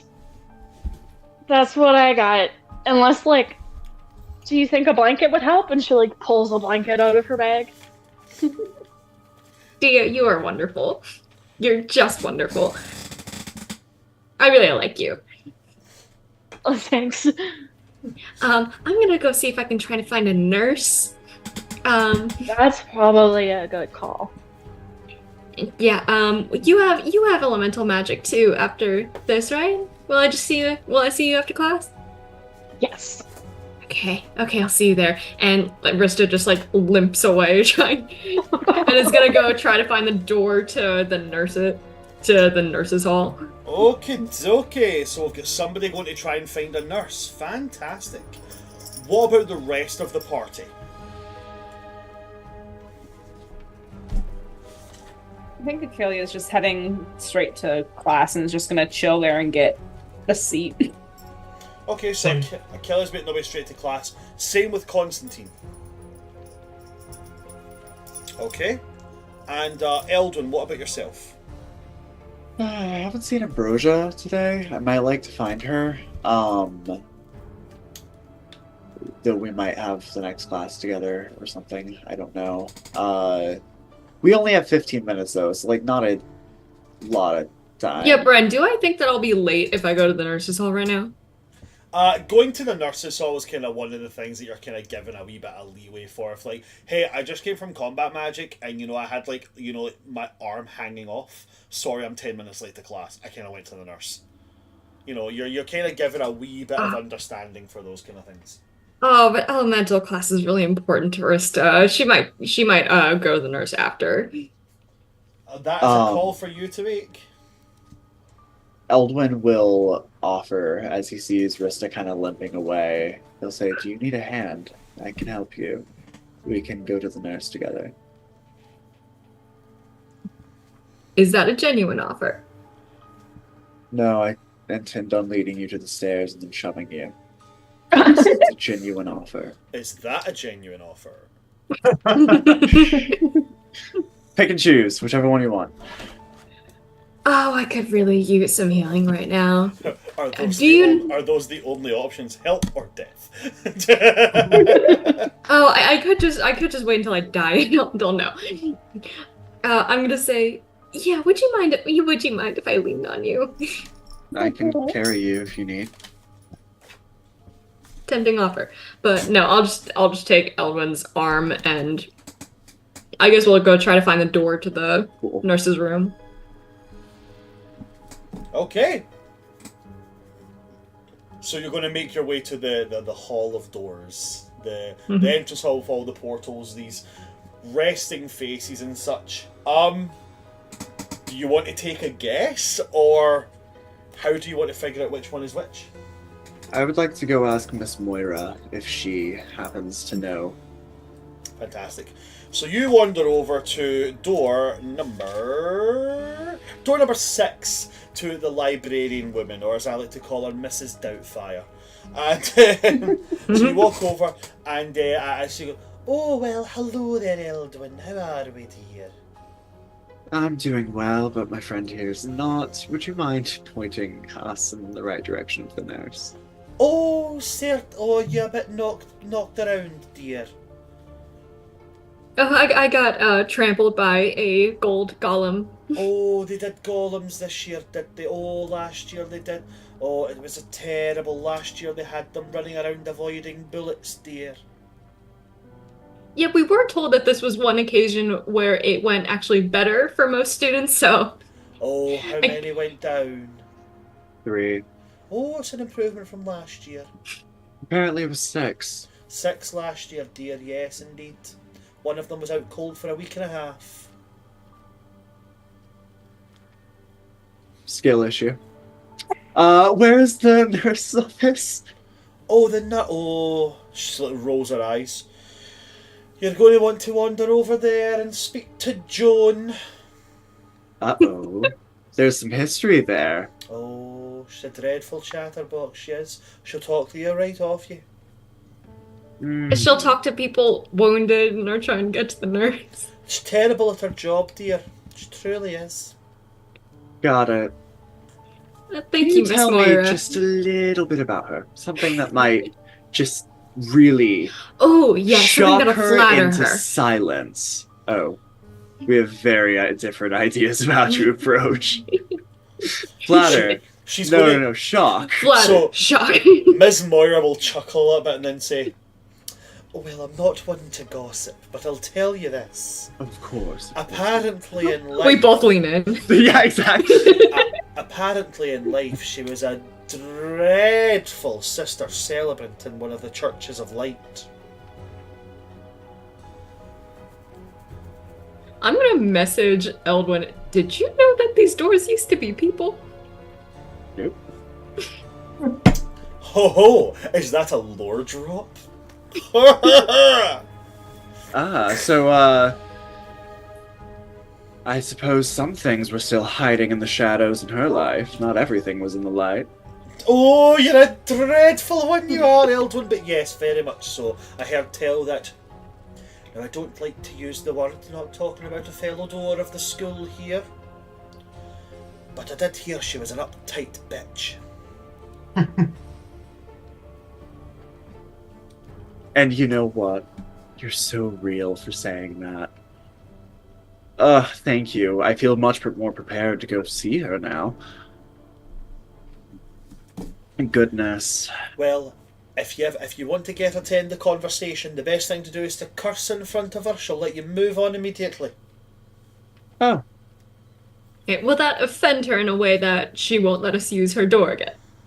Oh, we're honour bound, dearie. If you're a member of the school, a student, or faculty otherwise, we have to let you pass through. I'm so sorry. Oh, it's quite alright, dear. It's quite an enjoyable job. I hope people treat you well. Oh, for the most part, they're very lovely. You get some right All right nasty then. bastards in the second years, though, I'll tell you that one.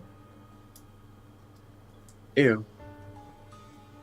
We'll be sure Well, to I look think out. you're a lovely door, and your varnish is finer than any others here. Oh, he's a charmer, this one he is. Watch yourself there, my dear. Oh, please, there is nothing to worry about here. Really isn't now. Eldon, yeah, there's the... Oh, no. Yeah, you know how your door swings one way? My door swings the other way. Oh, okay, I understand now, dear. Yeah. I'm hip with the lingo, I'm there with the moving crowds. Oh, Miss Moira. Anyway. Having way too much fun with the Mrs. I actually am too. So much Um, fun. Wonderful. I wish we could stay here doctor forever. I know. All right. Well, thank you so much. We're gonna go get all patched up. I'll see you soon, though. I have I a book to will. check out later. Oh, I'll look forward to our chats, dear. I have way too much fun with this voice. Tell you what tea I get from Joan. Oh, it's been a while since I had a right good gossiping chinwag. I'll see you soon. Okay, so you guys are going to move over to Joan to Yeah. head to the infirmary, okay? Yes. Move over. Yep. This stony-faced woman kind of like stretched itself out, and she's like, "Why do you seek passage?" Oh, we're trying to find the nurse.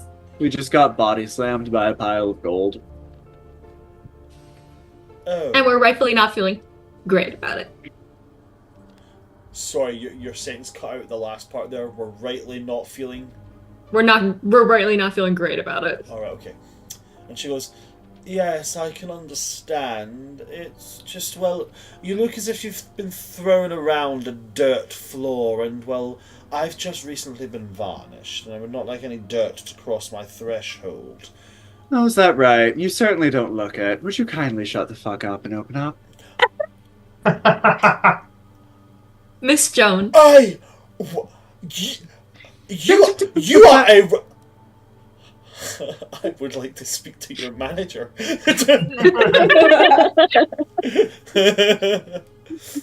Tough. I don't have one, actually. She didn't actually say that, but fine. She just kind of... and just... And she stretches out her mouth and opens up the door to allow you to pass into the infirmary. As one of her key things is, as soon as you curse at her, she immediately does not want to speak to you anymore. She's like, "Oh my god, no, just fucking move."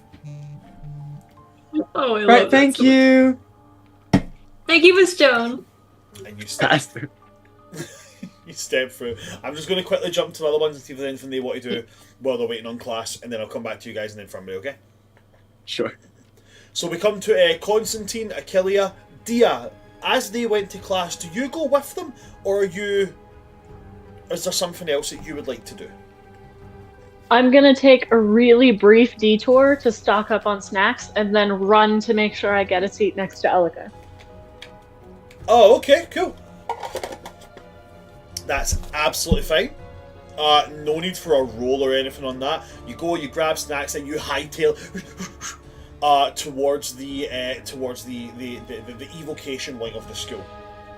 And let me just double check.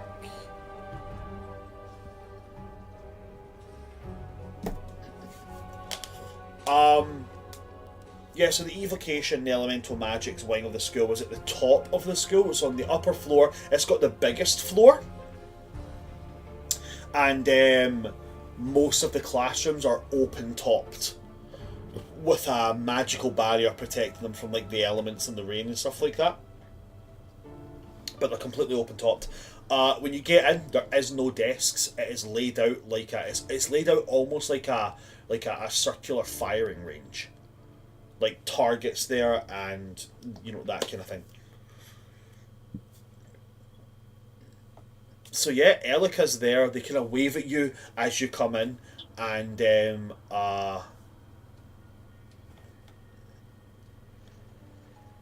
when you move over to them, they're a bit warmer to your approach at this point, because they realise you're trying to be their friend.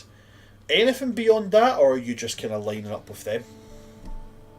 I just want to make a point of mentioning that Dia makes a point to move slowly around Elika for right now.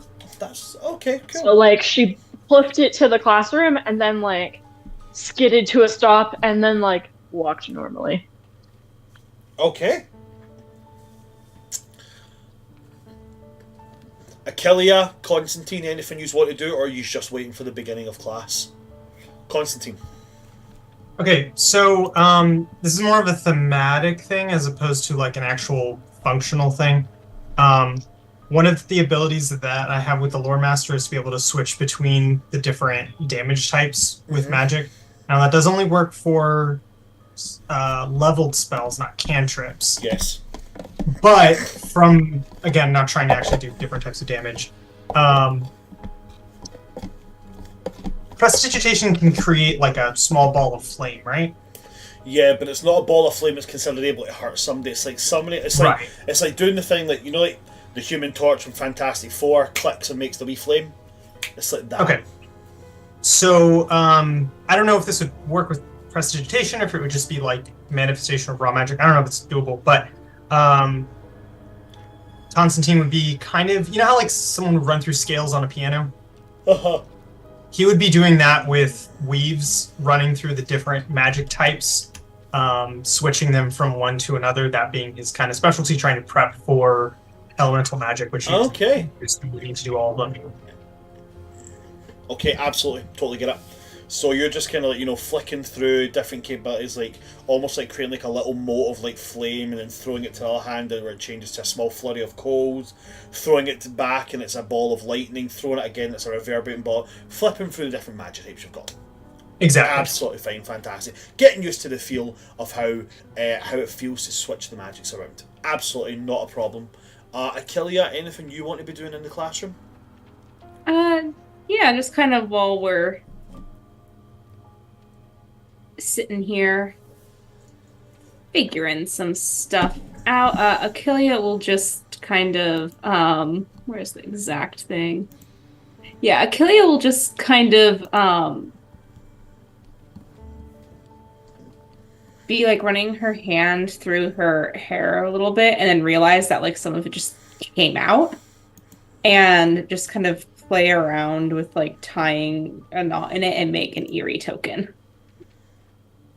Okay, do you want to explain for the people who are watching what an eerie token does? Yeah, so with an eerie token, you can either telepathic message someone or just kind of look at them from afar, if they have it.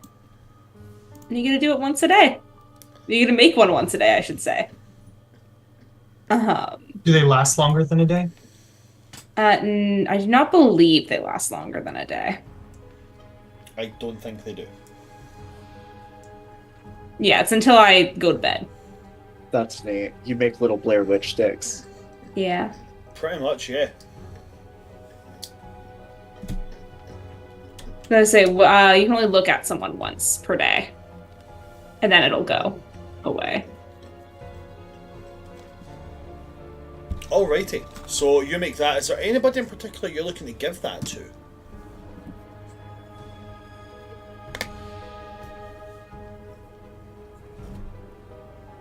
I'm going to, I don't remember if Aurora is in this class, but I'm gonna, if she is, I am going to try to sneak it Look onto around her. if you'd like. You can make a perception check to see who's arrived here so far.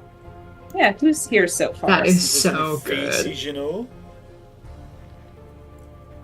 Okay, it's 14 on the die. Just moving on over to see my bonus. That's a modded 20. Modded 20, okay. So as you look around, Aurora is not... I'm not saying she's not in this class, she's not here just now. Alright. The people that are here just now, there's a couple of faces you don't recognise, a couple of people you do. So, namely, one, Ambrosia is here. Number 2, Malekith is here. Number 3, everybody's favourite big Goliath girl. I have her name written down on one of these pages here somewhere. Anyway, she's there as well. As well as, let me look at my student listings here. Sorry, her name is Torva. Torva is there. And then, Sarah is there as well. Sarah Aldemara.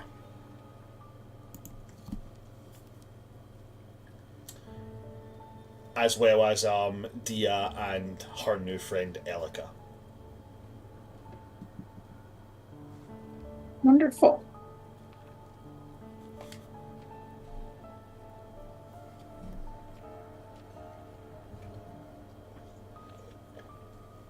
But since you've created it, you can keep it for however long it will last. Yeah. And give it to somebody. So, anything else for you at all, Killia? No. Okay, we're going to jump back to Eldon and to Rista as you guys make your way to the infirmary. And as you step in, the first thing that you're going to see is the infirmary is laid out with beautiful white marble.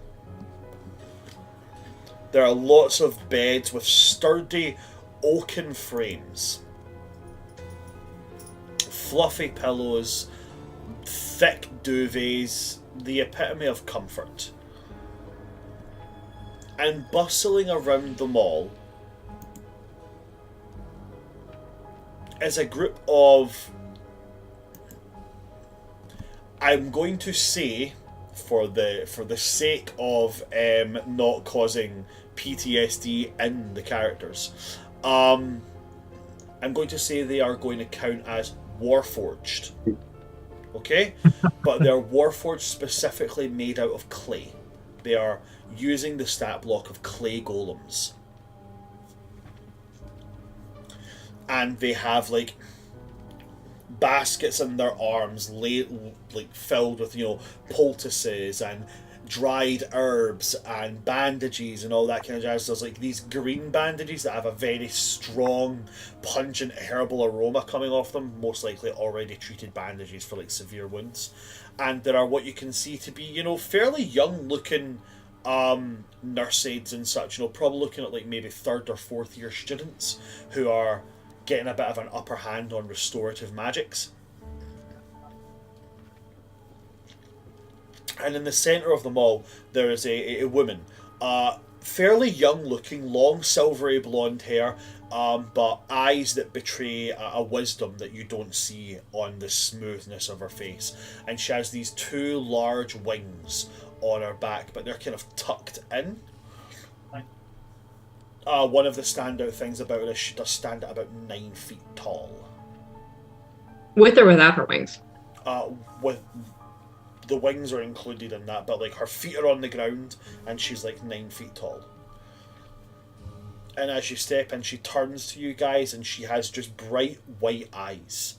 No pupil, no sclera, no nothing, just white eyes. She smiles this lovely, kind smile. And she walks over to you and she's like, "Hello, what can I do to help?"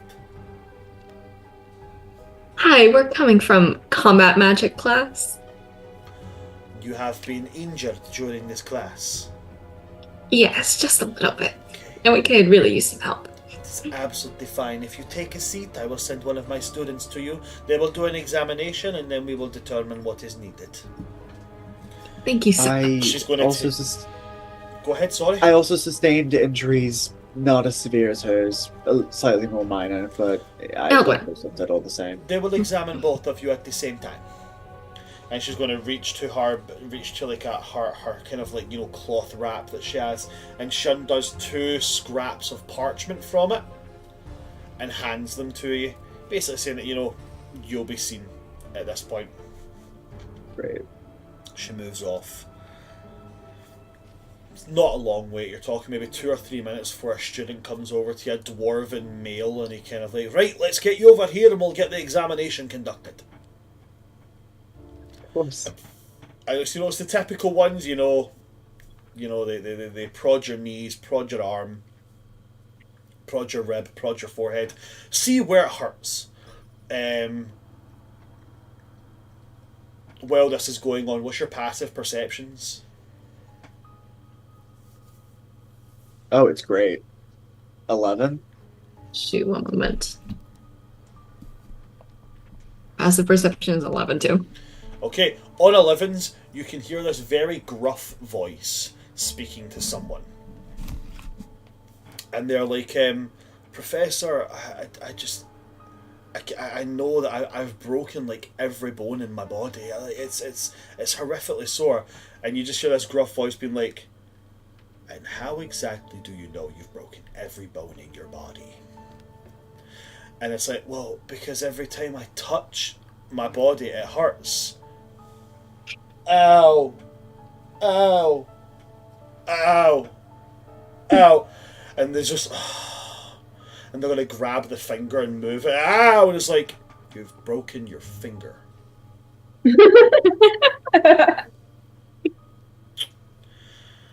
And a couple of seconds, bish bash bosh, and they kind of walk out, like moving their finger again, like, this guy's good. Walks away, and this celestial creature is going to move over, and there's a bit of a like hushed word, blah blah blah, and then this kind of gruff, human-looking male is going to step out, wearing kind of greyish-brown robes. And he leans on like a cane as he walks. And the dwarf walks over and is just like, seems to just be a bunch of bumps and bruises, typical standard affair, and hands him it and he takes it and he goes, hello, I'm Dr. Manor. How can I help you? Just came from combat training. I suffered some minor injuries. My friend here suffered some slightly worse injuries. They're just here to get patched out. Body slammed by piles of treasure. It's Casual, second day stuff. Looks over and is like, yeah, all I needed was that you got hurt. And then he's going to just like, lean over with his hand and just be like, okay, give me your hand. Who's he talking to? To Eldwin. Eldwin will. And he goes, zippity zappity, you are now done. Touch you and he's going to cast Cure Wounds. Nice. Within this particular room, any healing gained is the maximum that you gain. So he's going to cast at the 3rd level, meaning that you're going to get back 3d8 at 3rd level Cure Wounds. Wow, that's wild. 3, 4. You could have done that at 1st level, I promise. I might be wrong. I'm fairly sure it is. It's 1d8 plus casting modifier at 1st level. So at 3rd level, So it'd be 3rd 3d8. level is it's 3d8 3d8. plus the yeah. Oh no, it's not. It's 2d8 Cure Wounds plus your spellcast ability modifier for him, which is Wisdom. So that is 2d8 plus 5, and then it's 2d8 for each spell slot above 1. So do you know what? We're just going to say it's 1st level. We're just going to say 1st level, okay? So otherwise you're getting 6d8 plus 5. So 2d8 plus More 5. than fireball. That's 16 plus 5, a total of 21. You get 21 hit points back. And he's going to look at you, Great. Rista, and go, what about you? Do you also have a boo-boo? If that's your term for it, sure. Well, I mean, who's the one that's the medical professional here? I do have a boo-boo.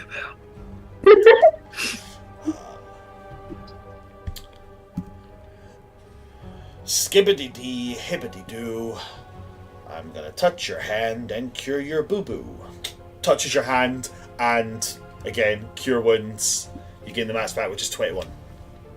Yeah, that way brings me up. Okay. Yeah.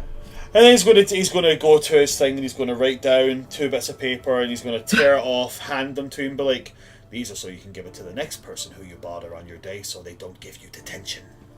And then he kind of rotates around, hops up, and he's going to limp away with his cane on to grumpily chastise the next person that dares to come here and get healed. Can I I ask love one him. question? Bother What? you for just a moment more. He's going to turn around and go, well, you already have, so we might as well continue. I'm worried. Did anybody get brought in last night? For anything severe? We're an infirmary with new first-year students. Yeah. Can you give me specifics? Are we talking flame-induced injuries? Did someone accidentally get turned inside out?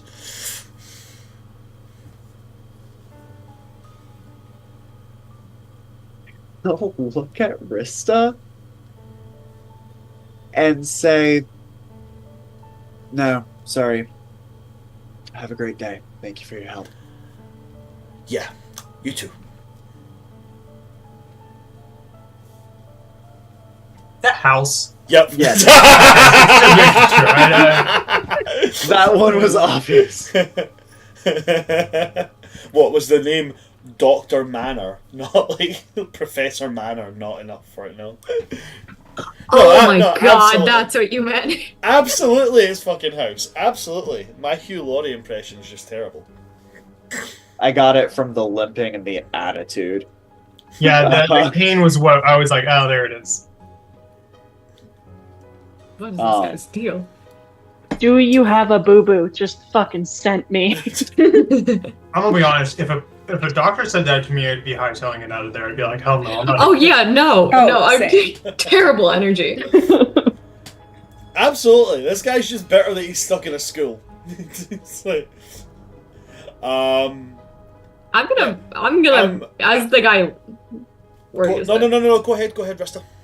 Well, as the guy leaves, I'm just gonna straight up turn to Elwyn and message him and say, "What's the truth?" They're just too afraid to say it out loud in front of me.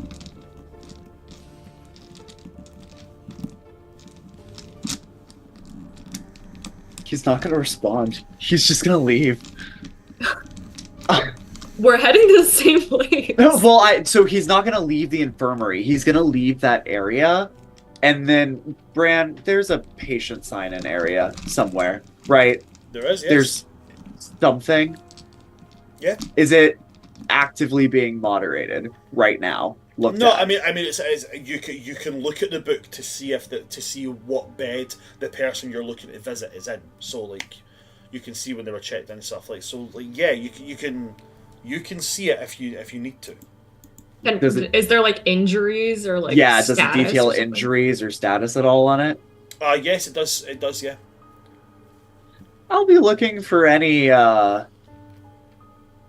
know.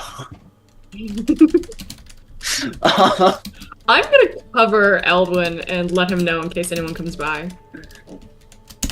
Really appreciate that. Okay. I'm going to be looking for specific injuries having to do with, you know, gouging of flesh and. So there is potential one. eating. There is one person who's been admitted for severe animal-related trauma. You do see that they are a 4th-year student and they were brought in by Professor Campbell, so chances are they were hurt during a class. Does it say what time they were admitted? They were admitted sometime early this morning, around about class time.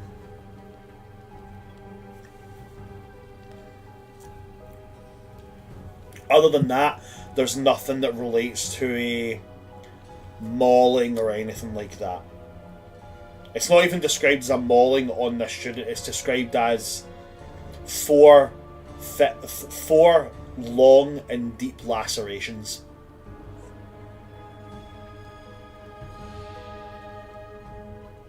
What's the room? Eldwin's going to go to it. So they're put in bed number 12. He's going to make his way there, kind of discreetly, not trying to draw too much attention to himself. Okay.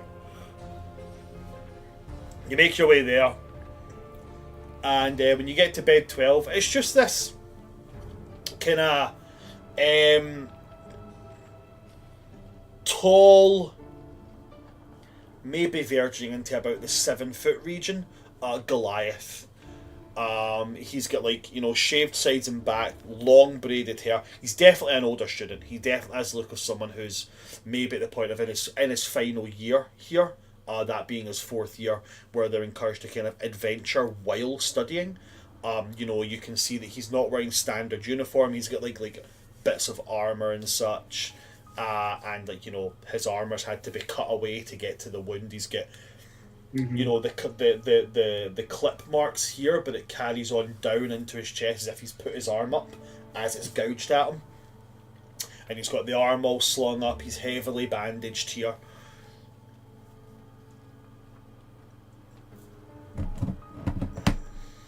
I'm fairly sure, but I don't know if he is. It doesn't look like his doing.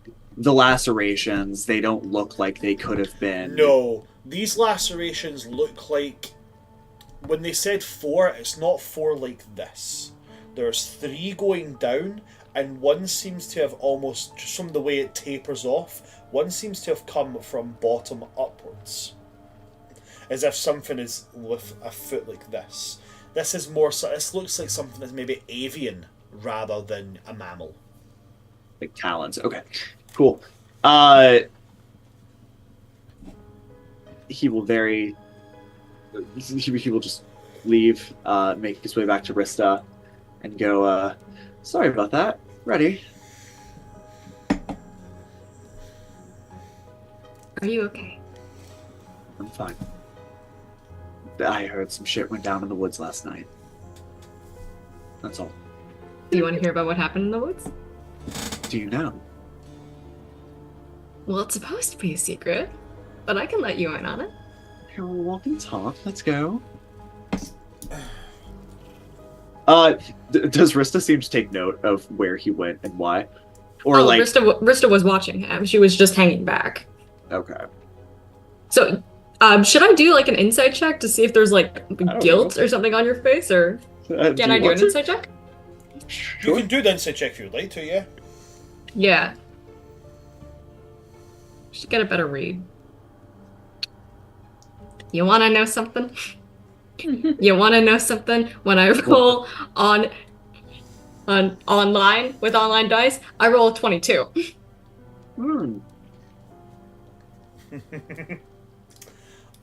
Will she get any read from you? She explains to you about, the party, the event that happened last night, all that kind of jazz. Will she get any kind of read from you? Yeah, Rista's not going to push about you not saying anything. She knows that you're not going to tell her anything, but she's going to read as much as possible. I would like to pretend that he could be less obvious right now, but he very much made a point of leaving his room a mess this morning, he himself as a mess. So it's pretty obvious that something's bothering him. But as he hears, your retelling, he does seem moderately concerned. Learning that there was a whole gathering of people in the woods, and that Were other drinking, ones. poor decisions, Yeah. I don't know. Guilt? Maybe. I don't know. He would try not to for that one, But but the main thing I read is concern. yeah, just a concern. Okay. More than he's enjoying the tea, he's concerned about something. Okay. Yeah, I'm just spilling all of it. It seemed like it was going to be this weird society robe cloak thing, and then it just turned out to be a ranger in the woods. I mean, especially with everything we found in the library, you would think, right? Oh yeah, believe me. On one hand, I did think that it could be a party. On normal terms, I thought it would be a party. But then, oh my god, it just freaked me out. Well,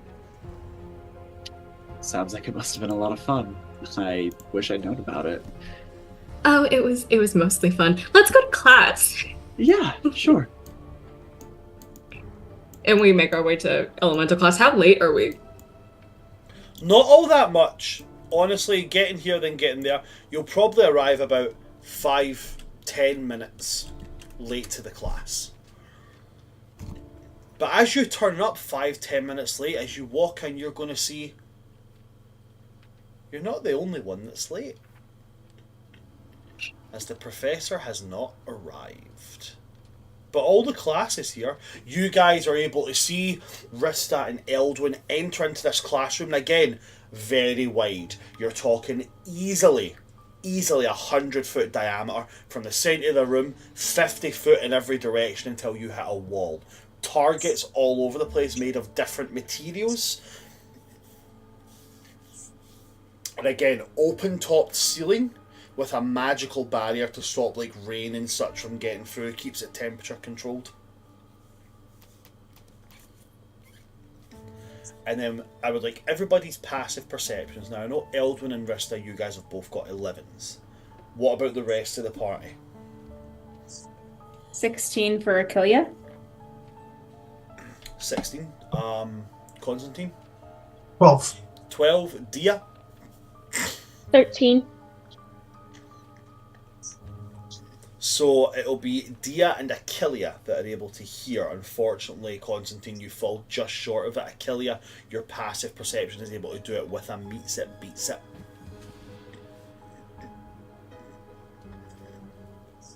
A couple of the students, yourselves included, start turning your heads as you're able to hear a sound. Like a brief reverberation, but getting louder and louder. It's a sound of like a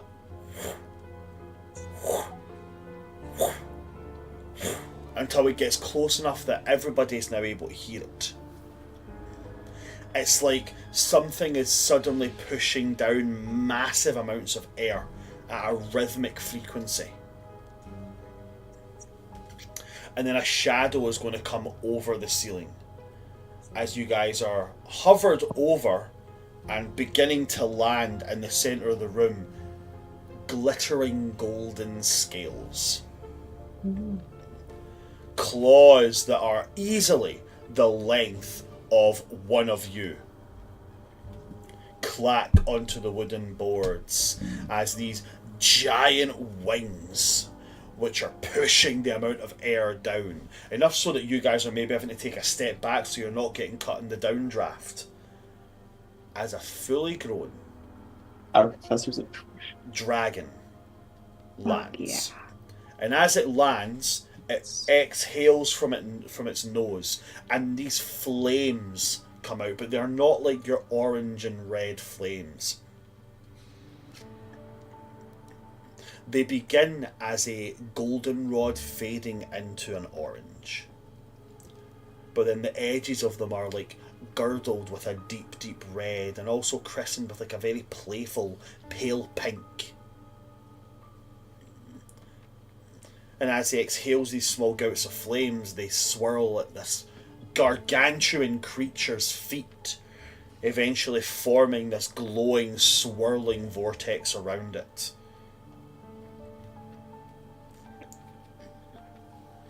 And after maybe 10 seconds of these flames billowing around as they are, the flames cease. And standing there is a humanoid. It looks like an elf, but an elf with two very, very notable draconic horns curving backwards, and dapplings along their kind of T-zone area and down their cheekbones of golden scales. The same you can just make out from the high-parted collar of their robes comes down their neck and onto their shoulders. You can see on their hands a brief splaying of golden scales. And they open their eyes, which are reptilian pupilled for maybe a couple of seconds before they blink a couple more times, and they form normal eyes, the colour of burnt gold. And they smile. And they say, "Hello, class. My name is Professor Corey Stradza, and I'm here to teach you about the proper use of elemental magics." let's get started. And we're going to end our session there. And we'll begin next session with you guys having your elemental magic class, which is led by a dragon. Hell yeah. Can't doubt their qualifications. Really can't. I mean, as far as I'm fairly sure that most dragons are kind of where elemental magic kind of like resounds in its massive amounts. Thank you very much to everybody that has come to see us today. Thank you to everybody that's followed as well. We had a massive number of 14 people follow in the first half of that session. Absolutely fantastic. Love having you here, guys. If you do want to continue to support the channel, do consider going and checking out our TikTok and our YouTube, both the same at World Tree Quests, and hitting that follow button on there, hitting that subscribe button on the YouTube. We'd love to get the numbers going up a little bit there. As for other things, number one, you can check me if you want to check out more of my DMing. You can see any of my other campaigns. They run almost every day on this channel. There's something being played, and there's more coming, including more TTRPGs, as we are now looking into branching into our own Dragon Age TTRPG campaign. Very excited about that starting. You can find more information about all of our times and our games on our Start Playing page, on our Twitter page. If you want to see more of me in a DM chair, you can hire me as a DM on Start Playing. I am under Asgard's Adventures. I've currently got 39 reviews, and every single one of them are 5-star reviews. Just saying. And if you're going to be at PAX U, I am also going to be at PAX U. Please come and say hello if you see me. I don't bite, and I am absolutely always up for just being randomly stopped and talked to. Always up for making new friends. So please don't ever hesitate if you see me. I will be wearing a World Tree Quests hoodie. It will say DM of Doom on the back of it. Come and grab me and say hello and let's chat for a bit. Honestly, totally for it. Please go and check all of our social medias at World Tree Quests, absolutely everywhere, and hit that follow button wherever you go. Other than that, I don't think there's anything else from me, so I'm going to pass on to my players and allow them to plug themselves shamelessly and with gay abandon. So, Gina, what about your lovely self? I'm just trying to stay alive, man. Alright then. You're doing a great job at it so far. Fantastically done. Ems, what about yourself? You can follow me on TikTok at I Choose No, where I do a bunch of cosplay stuff, acting stuff. I talk shit sometimes, that's fun. I think that's it. Fantastic. I Choose No on TikTok, guys. Go and give it a check out. Moving right along, we're going to move on to Ren. Lovely Ren. Where can we find you? You can find me as at Changeling Rogue on Instagram, TikTok, Twitter, and Changeling-Rogue on Tumblr. If you want to help me be able to do cool stuff like cosplay and really cool embroidery projects throughout my grad school journey, consider getting an art commission from me. I've got the details up for that on my Instagram and on my Ko-Fi. That's all I've got. Fantastic. We don't have it just now, but what to do is send me a link for that as well, so that I can get moving into it. I am going to get, like, you know, player things that at the end of the session they can just be copied and pasted in. I do have that in the server already, but I'll send that to you as well. Fantastic. In the DMs. Smashing, absolutely grand. Thank you very much for that, Ren. Amazing artwork. Do go and look at them. Do just go. Don't, and when you look and see the art, don't think. Just do. Great. Dan, what about your lovely self? I'm here, and we'll also be here on our other campaign, Ties of Chaos, in I think about a month. We're taking a little bit of time off, but when we come back, we will be going toe to toe with Blackith, the Lich Queen. So that'll definitely be one to catch once we're back. Absolutely not going to want to miss it. Unfortunately, we are going to be back with Tides of Chaos on the 11th of October, because me, Charlie, and Dan are going to be hobnobbing up at a wedding together. So, unfortunately, some things take precedent, and that is going to do that. Thanks very much for that, Dan. Thank you so much. And Charlie, last and most certainly not least, Anything you'd like to Yeah. plug at all? I think Dan covered it pretty well. Yeah, we're gonna fight Blackith. You know, we're pirates. I'm a druid. We're in outer space.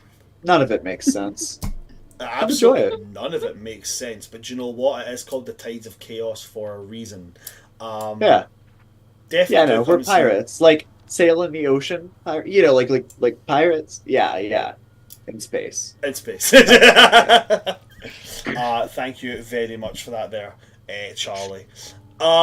If that's it from all of my players, then that is it from me, and then I think that's it from us. So thanks for coming to see us today, folks. I've been your DM of Doom, Son of Asgard, or World Tree Quest here on Twitter, here on TikTok, Twitch, and YouTube. With me today, we've had my amazing cast. We've had Charlie 182.0, we've had Gina Donahue, we've had Just Dan, we've had I Choose No, and we've had Changeling Rogue. From all of us here at World Tree Quest, good night, stay safe. If you're really short on cash, consider punching a pile of treasure. And also, do not pull a finny. Good night, folks. Good night. Good night. Punching treasure piles to get money.